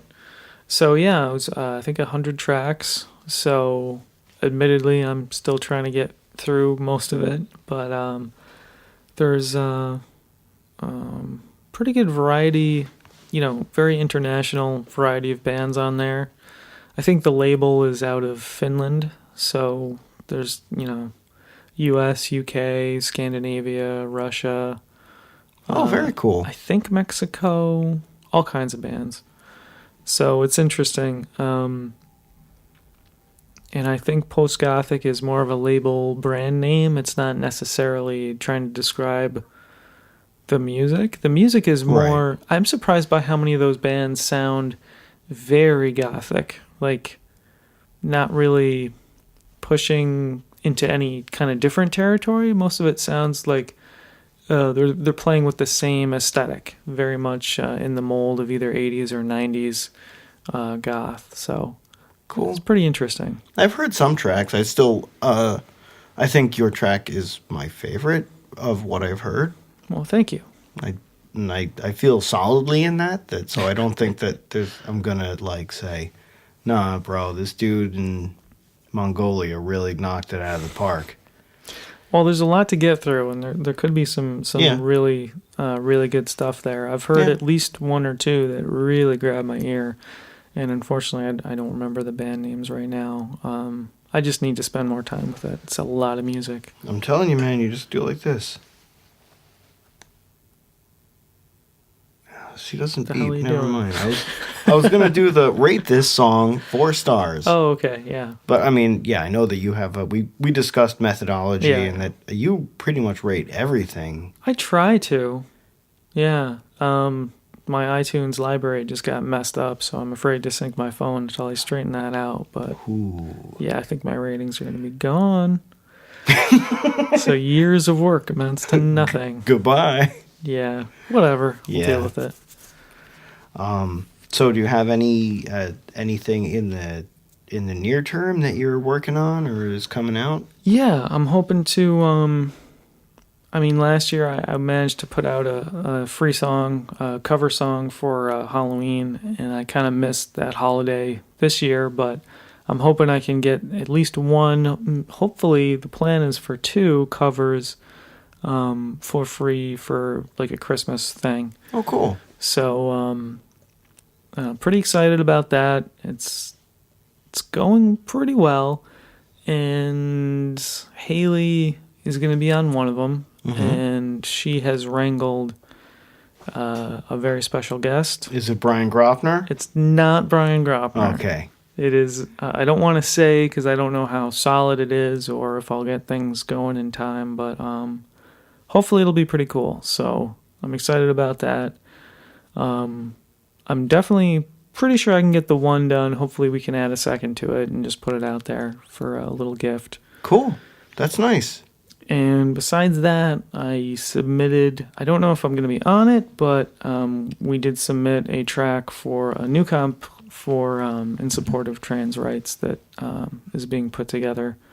I think they're taking submissions until December, so it won't be out until next year, but it would be nice to get on that, especially because hopefully we can get on a track on with Haley singing, because Haley's, and that's very much... An important issue to Haley. Yeah. Yeah. Well, exactly. I think it's, whether you are trans or not, I think when you think about it, there's something disturbing that there's a distinction between like human rights and trans rights, as if trans people somehow don't qualify for basic human rights. So yeah, I think it's a very good cause, no matter it's more about supporting that people deserve all people deserve human rights. Yeah. And less about like how you identify or Right. how one identifies. Yeah, who cares? Yeah. Yeah. Fuck it. I mean, seriously, fuck it. We're all about to be downloaded into computers anyway. And, just maybe shed these shells and get a new shell. get a better shell. Get a couple shells and jump between them. Fuck, get 2 at once. Whoa. That's a little taboo. Whoa. No double sleeving, bro. No double sleeving. That shit's illegal, okay? No sleeves for Gropner. Yeah! An army of Gropners. Oh, jeez. You know, one day he's gonna be listening to these and he's like, what the fuck is up with those guys? Every damn episode, they won't get off of me. We have to say, would you accept Brian as a potential guest of the podcast? You know, I don't know if I want guests. Oh, To be honest, but if there were a pool, if he was begging, if he was like, your shit's fleek. Yeah, sure. It'd be fun. My impression of Brian is really bad. He doesn't actually sound like that. No, he doesn't speak like that. No. I wish he did, but he could if he wanted to, I assume. I'm sure, yeah. Yeah, but he generally doesn't. Yeah. So very cool. I hope that your track. Now, which track is it a new track or is it an existing track that you submitted to the trans rights? Oh, it's effort? It's an existing track just because I don't have anything in the my backpack right now. Yeah, so it's one of the existing tracks on the record. Just trying to get the stuff out there so people hear it. And, the new stuff is covers of songs, 20-some years old or more. So should be interesting. Neither one of them are really goth-industrial songs, so doing some translation there into a sort of a trip-hoppy territory. I hope it works out. Very exciting. Yeah. I'm really looking forward to it and really intrigued by the secret guest. Yeah, well, we'll see. I don't want to, I don't know if it's going to work out, so we'll see. Okay. And hopefully it does, and hopefully that'll be the start of some good collaborations. Well, I think, it's funny because I have a perspective of not being a musician, but knowing a lot of them. And I'd say that I'm up in the air whether or not I would guess that it's good to work with satisfying to work with other musicians, or if it's frustrating. I think it depends on, personality types. Some people really need to make all the decisions and they can't let any aspect of the art be out of their control. And other people want to mash up ideas and see what works. And even if you want to do that, maybe you get involved with a personality that you can't quite gel with. Synchronize with in some way. Yeah, it's always a crapshoot. So I think I'm always pleasantly surprised when stuff like that works out, because in years past you try something with a lot of different people, and when it doesn't work out, it's just a waste of time and energy, and it can be very draining and very disheartening, and you're just like, well, fuck it, I'm just going to do this myself then. Yeah. So that's where I was for a long time, and now I have at least a couple people I know I can work with, and it's a good feeling. Now, do you find that it's easier? I don't know if this has come up a lot for you, but do you find that it's easier to do like correspondence collaboration where you're given stuff to remix, or development is made on something and it goes back and forth that way? Or do you sit down in a room and jam with someone? jamming is tough because I'm a terrible musician. So usually I get things prepared, and if someone's coming in to add to it, I have it in a state that's ready for them to put something on top. And maybe that'll continue to evolve, but that's kind of where I am right now. As far as working remotely, I haven't really had the chance to do that. I've done some remixes for people, but it's really all been in my control. There hasn't been any back and forth, really. So, I did not set this up this way, but the one remix that I really stand out, really, really enjoyed, that was a good fusion of your style and the artist that you were remixing, was the Gothsicles remix that you did for One More High Score. Yeah.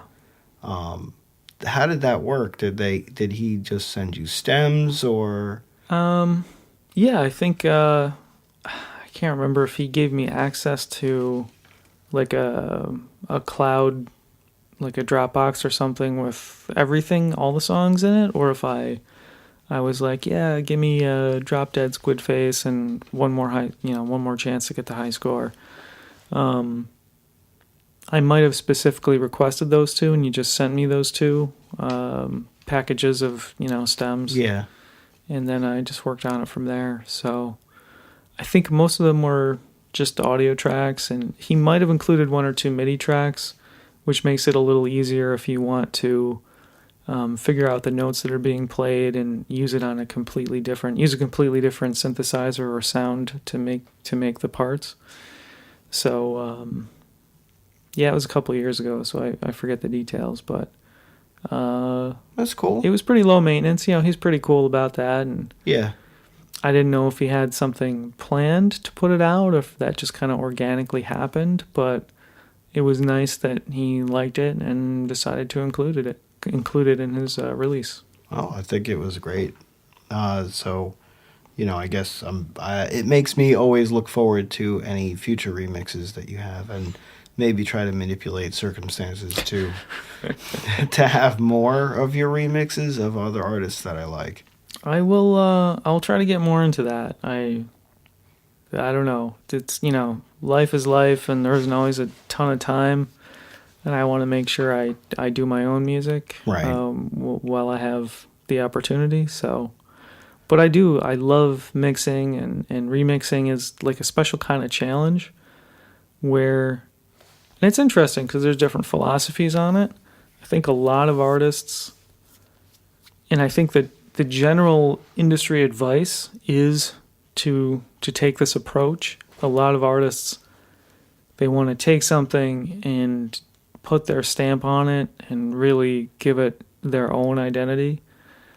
And I don't approach things that way. I want to take the song and make it better. Like, not necessarily reconstruct every element. Sometimes I'll use some of the same sounds, some of the same parts. If something is good about it, I don't want to mess it up. I just want to give it either a slightly different feeling, or I want to make it more aggressive, like enhance the tone a little bit, or just do something cool that could be there but just isn't. I don't know. I think I respect the original work a little more than I feel like some other artists do. They take too much away from it. Or, they only use the vocal and they totally redo everything else. That's not really my style. I want a little more of that organic thing that is the original in there. I've seen it work. I mean, I think I've heard a couple of Shiver remixes that are like really super not at all like the original. It's almost more of a cover than a remix. But, I think that you have a really good approach. It's a pure intent, and that is, that's good. Not to get crunchy granola bats. What? Sea bats.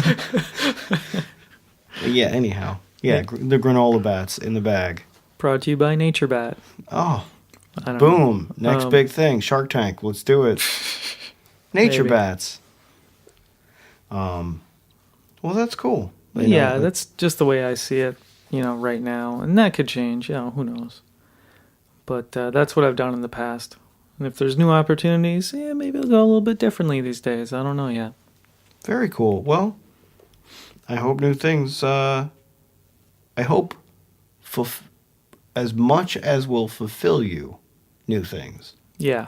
Without, like, that circumstance that everyone gets into sometimes where, it's worthwhile, and yet it's more time and energy than I really have to give, and it's just ends up being a drag in some ways. But so I hope to the maximum extent that is fulfilling for you, we get more work and more remixes and collaborations from you.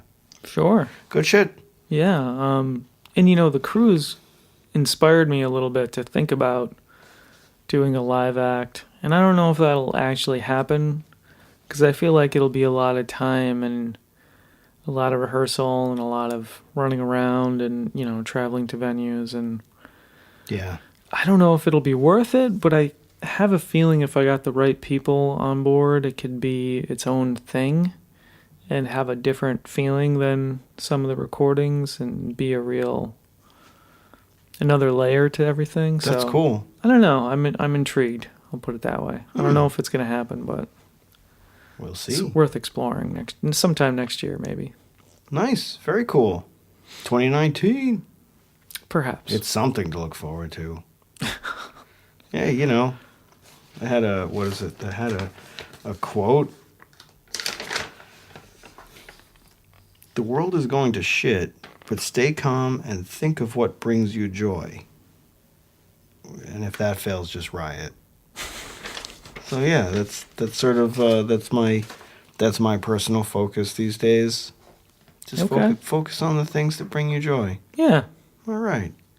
Have you taken any good cinema in lately? I've seen a couple things. Probably the most entertaining thing I've seen lately was The Predator, which I know you also saw. Yeah. And you had some good things to say. It's funny because there was a lot of bad reviews, which I didn't quite understand.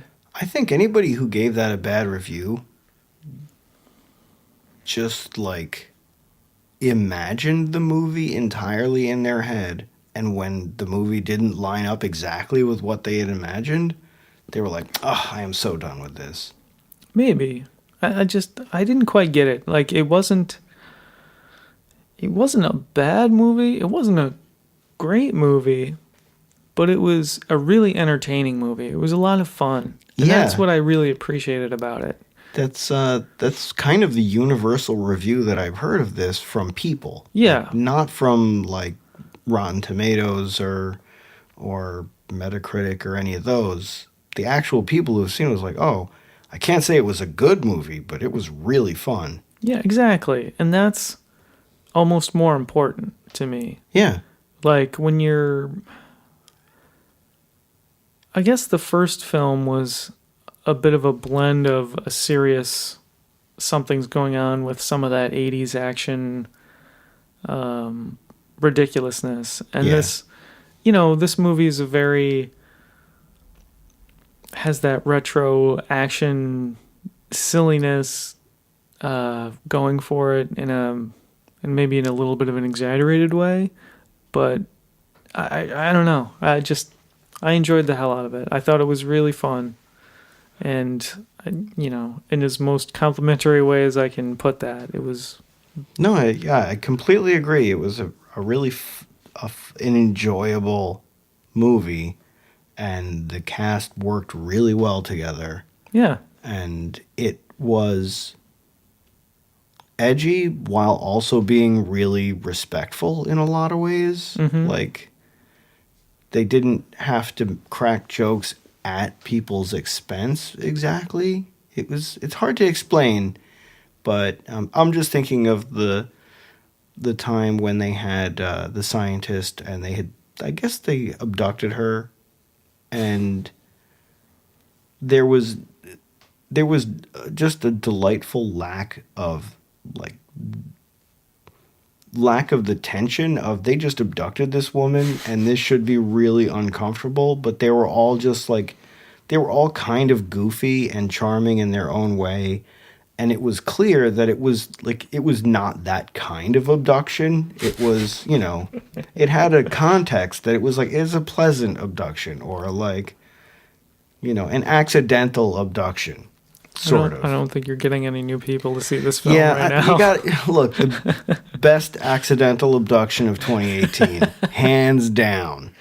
Trust me. No, it's probably a tribute to Shane Black that the writing and the casting and the direction of that scene made it have that lighthearted tone that didn't go to the creepy place that you were afraid that shit was going to go. Because in the scenario that you think is a woman wakes up after being abducted and she's in a room of dudes, shit's really tense. Yeah. But they somehow diffused that and kept that scene fun. And it wasn't she's about to flip out because this is a bad scene. She woke up in a real bad scene. Yeah. But it was fine.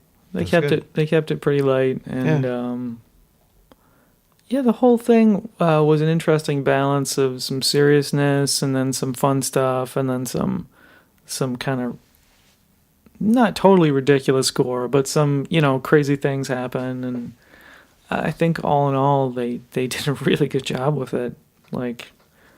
I certainly couldn't have made a better Predator movie. Yeah, you know what I mean. It was really good. There was enough. I don't know. It was not lacking in any element exactly. It's is the chemistry of the cast there? Yes. Is the action there? Yes. Is the comedy element there? Yes. Is, I guess the only thing you could criticize is did they, well, even that day I was did they further the Predator lore? They did, because I think it was the first movie where they dropped. You may remember, I don't remember, but they actually dropped what the Predator, what that race calls themselves, the Yahuka or something like that. They dropped the actual, what their actual name is and not the Predator. And it was really fun to hear them, make a lot of jokes about them being called the Predator. Yeah. Well, they're not really a predator. It's more of a hunter. Yeah. Yeah. No, that was fun. It was great. It was refreshing. Yeah, it was good. After the kind of shit show of Aliens versus Predator, and those weren't great. I did like AVP 1, which a lot of people didn't like, because I did like the uncommon presentation of a strong female lead, and it just it passed that agency test with flying colors, and that was, it's a pretty low bar to be excited about, but that was a good movie. It was one of the few movies that year that actually at all that was released that year in major release that filled that test. And so it got 4 out of 5 bags just by not being putrid. There you go. Nice. Did you see Venom? I have not seen Venom. I'm probably not going to see that until it gets available for home screens. Well, I suggest it. But know that the trailers and previews are bullshit. There's this thing where the studio wants the movie to be a certain way. Yeah. And they did not at all make the movie that way. They only put this pressure on the people making the trailer to make it seem this way. And that's really annoying, because it's it takes a movie that is good and makes a movie that is going to disappoint audiences because they go in thinking it's something that it's not. Right. So it is a comedy. You have to understand, you're going to a comedy. It's an action comedy. And if you just accept that, it's great. It's not a super serious, you know. No. Yeah, because it kind of comes off as this dark, serious thing. No, I think that they considered making it rated R, and they considered like bringing it super dark, and all the talk about it got people excited, so they never wanted to admit that they weren't actually going that direction, and that it's a comedy mostly. Like, by and large, it's a dark comedy, but it's a comedy, and it's good. It's like there were a couple points where I laughed out loud because they made some pretty hilarious cracks. Interesting. Yeah. Yeah, I'll see it eventually. In the future. Yeah, exactly. Yeah, I think it's been pretty dry other than that. Nothing is jumping out that I've seen that's yeah, like new or old that's incredibly impressive artistically, but hey. Oh, I'll mention this in passing. This isn't worth a lot of bags or anything. Okay. But I watched the first season of Fortitude, and it's a very slow, I think mostly British produced series set in a small island in Scandinavia off Norway or something. So it's this very Arctic setting, slow burning drama. What the hell's going on? We don't know. A lot of different character development, stuff like that. Season 2, Amazon, I think, took it over, and they shoved Dennis Quaid into the cast. And I started watching season 2, and it's still a little slow, but they introduce a demon right off the bat, and there's a bunch of grisly murders. Oh ho! So it has my attention. And then they came in with the psychedelic reindeer piss, and now I'm hooked. So interesting.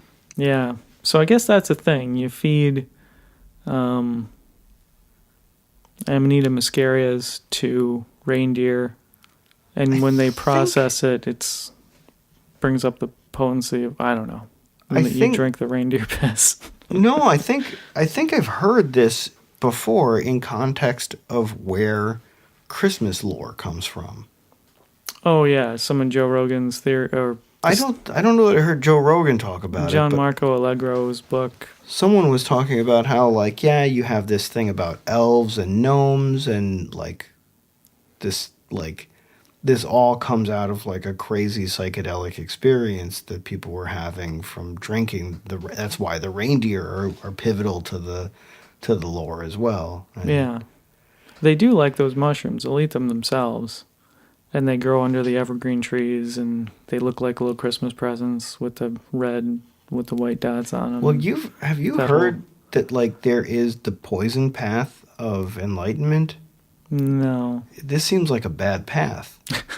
But there's people who sounds like a bad path. They intentionally eat the kind of straight poison psychedelic mushrooms, like those, just like eat them. I heard that's usually doesn't amount in a pleasant experience. Usually it's completely not pleasant, but that's what they're signing up for. Eesh. They're like, yeah, why don't you give me a like fucking horrible, potentially lethal bad trip. Okay. Sign me up.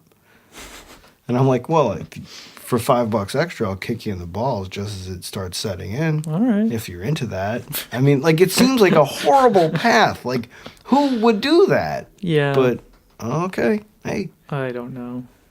People love drugs.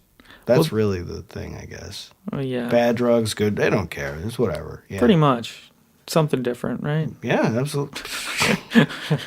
Seriously. It's like smoking rope. You know about smoking rope? No. It used to be a slang term for smoking weed, but it actually predates a lot of the cannabis stuff, where they used cannabis hemp to make rope, and kids would actually like light rope on fire, and on the other end of this small piece of rope draw the air through it, and they just like, it wasn't the same. They would basically just get like a CBD type effect where it was like really soothing and calming and whatever. And then without telling them, they switched to like synthetic fiber rope. Oh, God. And so kids were smoking plastic, and they're like, "Ugh, I don't feel so good." So, Yeah, it's not good. but anyhow, yeah. Ouch. Yeah, you can smoke anything, I guess. Oh, you can try. I don't know. Banana peel. Oh, man. That was like, I think that really, if anybody is at all interested in the Anarchist Cookbook, just go ahead and read the section on refining banana peel for a psychedelic experience, and it will just save you from like really bothering with anything in that book. Nice. You just take it and leave it alone. Yeah. Yeah. There's nothing psychedelic in bananas, is there? There's bananadine. According to What? the Anarchist, it's not a thing. It's not a thing. It's totally not. Nice. You got to get like 15 pounds of bananas, and you got to scrape off the inner thing, Jesus. and you carbolize it in an oven for a certain amount of time, and then you know. There's enough exotic psychedelics in the world that you can pursue that you don't have to scrape a bunch of bananas. Like, there's psychedelic honey from, I want to say Nepal. Oh, yeah, I think I'd seen something about that, and there's like pilgrimage up this mountain to get it, and like, I think people occasionally die on this. Oh, yeah. Yeah. Yeah, really interesting Vice piece on that. Yeah. And there's psychedelic truffles now, which sounds really interesting. And just a bunch of weird shit like that. Like, you know, new horizons to pursue. Yeah, cool. Well, you know, I know I tend to get like stressed out about the political state of things sometimes, but you know, I guess you don't let it show very much. Well, yeah, I what can you do? What you gonna do? I'm not quite ready to start rioting or setting things on fire or nothing. Yeah. I mean, it's rude. It's usually rude. Most things that I could have the impulse to burn, it'd be rude to do so. And it's not going to change anything either. And it won't change anything. So, yeah. Yeah, you know. So, yeah, but I think in the climate where the needed change is so difficult to actually affect personally, just do some drugs. Why not? Yeah. It's a good thing that people die, because otherwise, I mean, it's really the only thing that guarantees that change is going to happen. Is death? Well, if people live forever, we'd be stuck with the orange clown for like ever. It's true. The infinite universe of orange clown. That sounds horrible. Yeah. But I take solace knowing that given the age differential, I will live to see him just leave. Yeah. He will leave. This is going to true. be great. Unless, you know... He is in the pinnacle of health. Well, of course. But No double sleeving, bro. No single sleeving for him, please. But, yeah. Well, you never know when they get that life-prolonging technology. I think they're close, right? He's probably going to be able to afford it. But he's too arrogant. He would never think he needs it. My telomeres are great. They're so long. Forget about it. They're the best telomeres. You've never seen telomeres this long. Maybe. Maybe he's delusional enough to think, yeah, who knows? Who cares? Yeah, I might go in for some telomere extension. I would do it. Isn't that really the thing that, like, every time your cells divide, there's, like, a decrementing thing to your telomeres, and that dictates how many something or others you get? Yeah. Is that? I don't know. I'm not a biologist, dude. Don't put this pressure on me. Whoa. Sorry. Whoa, I got a little stressed out. Whoa, dude. Okay. No, whatever. Whatever, bro. So I have a new product I could talk about, but that's about all I got. Is there anything you wanted to bring up? No, but actually, I am pumped to hear your review of this new product because Okay. oh, I'm sorry.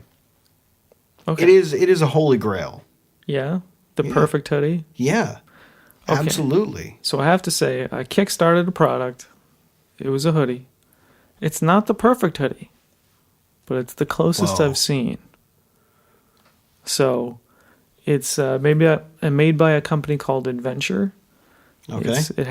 It's Adventure with a number 3 in the middle E, Okay. Elite speak. V3N in the Adventure, Mm-hmm. I think. They like math.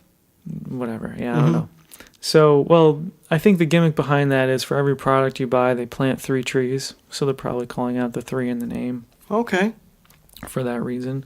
So it's called the Voyager hoodie, and they only have a couple different color combinations available. Thankfully, one is black, black, black. So I have the black one, and it's really well insulated, very warm, very heavy.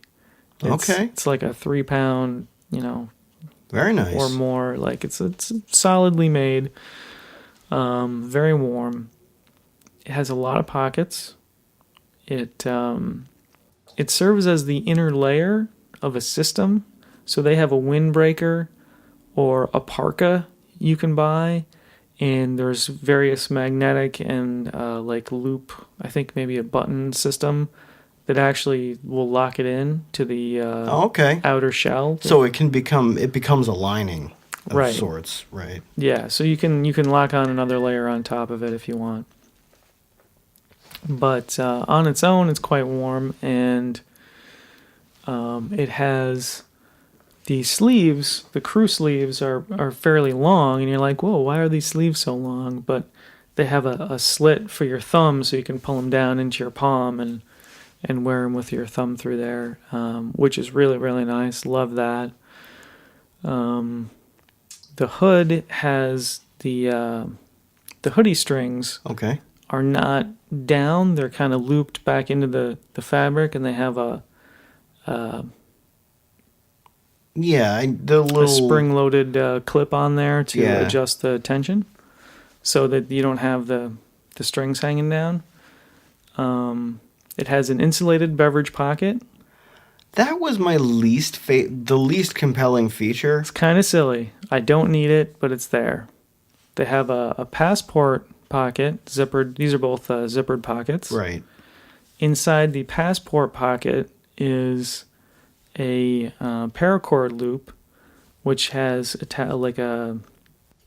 what they refer to as an emergency bottle opener on like a tether. So there's a little bottle opener in that pocket, but you can use that paracord loop to, of course, tether other things to whatever you don't want to lose, What is the bottle opener made of? It's metal, so Okay. you can't really go through the metal detector. Yeah, I was with this just thing. wondering if it was going to give you trouble at the metal Probably. detector. Yes, it will. So that's in there. You can, there's a little clip. You can get it right out of there if you need okay. to. I think on the other side, there's a sunglass pocket with a magnetic closure with a microfiber lining, so it's not nice. going to scratch your glasses. The pockets are zippered, and they have the paracord loops in them, so you can attach other things there if Okay. you need to. You could lock your keys in Yeah. so that they couldn't possibly fly out. Right. Yeah. If you're hiking, flashlight, pocket knife, whatever you don't want to drop, compass, whatever you don't want to drop, you can connect. And there's another vertical top pocket on those two with like a snap closure. So you've got like double pockets in the front. Inside pocket on the left side, 2 inside pockets on the right side, all zipper closures, so very secure. And when you take it off, there's another long zipper on the inside that you open that and you can turn everything inside out, and basically it turns into a travel pillow. Okay. And the lining is very soft, and nice, and very comfy. It's just really cool. It's a pretty good fit. Now, before people are critical of thinking of someone who is like has every pocket packed to the gills, I would imagine that the circumstances is that you want to pick it's not that you're filling all pockets, is that you pick the pockets for the application of what you're doing to put your stuff. It's like you put your passport in this pocket. It doesn't mean that you have to have everything in every other pocket. Just, maybe an inside pocket for snowboarding makes sense so you couldn't possibly lose something, or if you're going to be going through some tourist traps on the Goth cruise in Mexico, you want to keep things on inside pockets so that people don't get sticky fingers. Yeah, whatever the case. It's well made. There's a lot of storage options, let us say, and I'm really happy with it. It's the best thing I've come across. All the pockets do, I think, maybe detract from the style a little bit, but it's nothing that puts me off of it. I think it's a solid choice. And how long have you had it? Only a couple days. Okay, so I was about to hit you with a quiz. Okay. Okay. Out of 10 Seabats, how comfortable is it? Comfort is probably like a 9.5 Seabats. Oh, that's great. I don't give it a 10 just because I do have kind of long arms. Mm-hmm. So with my thumb in the thumb hole, with the sleeve down to the palm, which is my preferred style, I'm pulling on the sleeves just a tiny bit. Okay. They're just could be just a little bit half more an inch grace. longer would be perfect. Okay. But it's by a very small margin. Have you tested its weather resistance in any way? Only a little bit. It was pretty cold. I guess the official rating on it is 38 degrees Fahrenheit, so it was definitely colder than that Thursday and Friday, and I was wearing it, outside and in the car without the heat on, and it was fine. I stayed pretty comfy, I gotta tell you. Nice. And how many Seabats for that? For warmth? Well, for environmental resilience. I don't know if you've had it out in the rain, but just a little bit. Cold you've been fine with. Yeah. So pretty high, no disappointment with its performance. I mean, it's obviously not like a 40 below kind of jacket in itself, so it doesn't get points off for not being that. Right. No, it's really good. I was in the rain just a little bit with it. It doesn't. It is kind of a hoodie material, so it's not like the rain beads up and rolls off of it, but it's thick enough that it doesn't soak in and get all wet in a short amount of time. So it's better than any kind of one-layer regular hoodie, like miles away from that. So I'd have to, as a hoodie, probably give it a 10. As a jacket, maybe a little lower, but it's damn good. And your value for money out of 10? Now, here's where I don't remember how much I paid for it because I kickstarted it so long ago. I'm pretty sure it goes for $120, $130. Okay. Which is a lot for a hoodie. It depends. But this has a lot going for it, and I think it's worth it. I'd give it at least an 8 out of 10. Good. Yeah, nice. Yeah, my hoodie that I'm wearing now, which is my platonic hoodie, it was like $80, and it's not multi-layered, and it doesn't have a shit ton of pockets, and it doesn't become a travel pillow. It's stylish, though. It's a little more stylish, I think. Well, it's very warm, and of course, after Lululemon made the perfect hoodie, or their perfect hoodie, they discontinued it, and it's impossible to get now. Oh. So maybe the adventure hoodie is in my future, but I think it's a solid choice. I think the only thing that would put people off of it is too many pockets, the pocket trim looks ugly or something like that. Too many zippers on it. I don't know. I can't think of many downsides. It does have a couple small reflective logos. Basically, it looks, it's like an A, but it also is sort of a tree shape. So if you don't like a little circular tree on the center of the hood and on your, like on your pocket, I think there's one in the center of the back as well. And that's kind of, I don't know if I should call it a safety feature, but so there's something reflective on there. Okay. So, someone shining a light will see you. Yeah, but when you're robbing someone...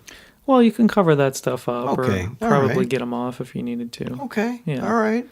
So it really doesn't have any downsides. And let me just add a couple quick things. The hood is not a center seam hood.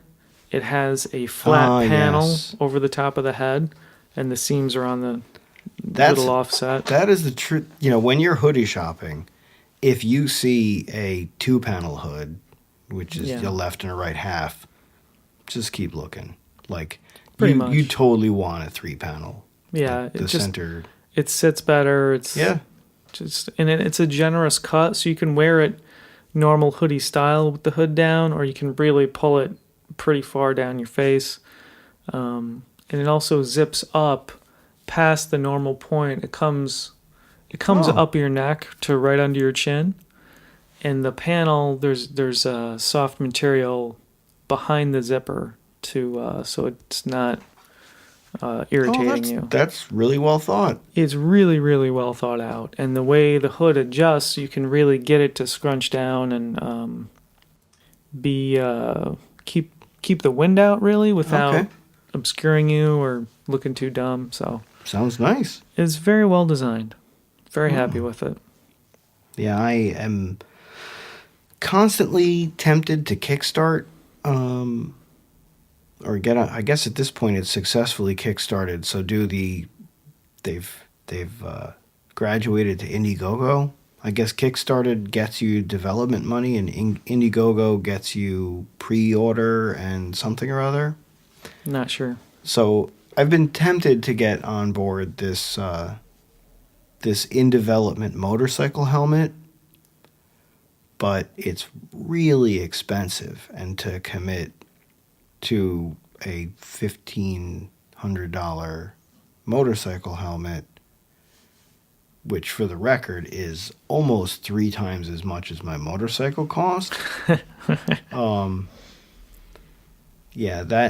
It's a tall order, but it really is the first of the next generation motorcycle helmets, because it's got built-in, what is it? It's got built-in gesture control for certain things. So you can control your phone. Like, your phone will sync to it for audio and navigation. You can touch the side of the helmet and do gestures for changing tracks and raising and lowering volume.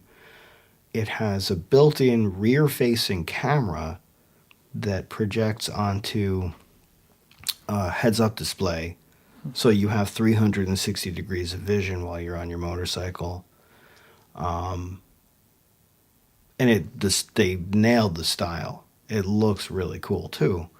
So, like, I think about it, but to purchase something that expensive that I've had no hands-on with is super... I have a lot of hesitation about that.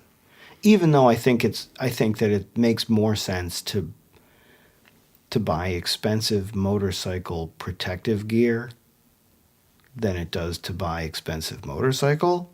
Because if the motorcycle breaks down and doesn't work as it's supposed to, you're inconvenienced. But if your protective gear fails you, that's pretty bad. It's much worse. So yeah, the thing I'm looking at is the cross helmet, and I think it's next June supposed to actually be commercially available. They just were at a trade show in Italy. So the combo is really good riding gear and eventually getting like a Ducati Monster, and then I will die. Nice. Because I'll be perfectly dressed for dying. It'd be great. So at the trade show, did people have hands-on with it, or is it working, or? It's funny because the only thing that I've seen from the it was a trade show in Italy. Mm-hmm. So it's a toss-up of resources that were Italian that I can't tell. I'm just like, I don't know. And resources that were just sort of a description of the product without a review of the product. Like they didn't say that like there were problems with the heads-up display or that it was distracting or that the projection into the display was like problematic or anything like that. But I'm waiting until I can see some first-hand accounts, even if it's before release. Then I'll consider saving up for it a bit more. But in the meantime, I'm going to spend money on radio transmitters. There you go. There we go. That's the future, man. All right. So I'm fresh out of topics, bro. That's fine. It's time to wrap it up. All right. Well, we have a underground retro dance night to go to or something. Yeah, let's fucking cut a rug. I don't know if they will play Meat Beat Manifesto like you had thought, or like you had hoped. What do you think it's going to be? Oh, I know what it's going to be. Is it old techno, or what is it? Yeah, well, so circa 1994 to 7 or so, there was a fantastic techno and house movement in the area. Like, really fantastic. Like, there was an absurd number of amazing DJs in Albany. Like, incredibly skilled. And then the center of that community was this record store, Audio Underground, and someone burned it down. Jeez. There was an arson, like, it was arson. It wasn't a mistake. It was arson. I think somebody dumped gasoline under a door and then slid a piece of tissue paper that was burning after it. And, yeah, the record store was ruined. And then the people who did that core community who were, like, the big part of that are all going to be out. So, like, they're just incredibly skilled, incredibly nice dudes. I consider them all family. And the visual team that I was one half of continued after, as a solo act. Twisted Pair is Fongaboo now, and he's going to be doing some video projection and stuff, and it's pretty hilarious. He's definitely kind of like rave visual comedy.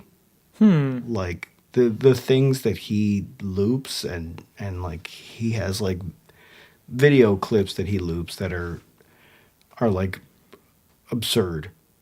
Like it's definitely not like you drop acid and watch his visuals.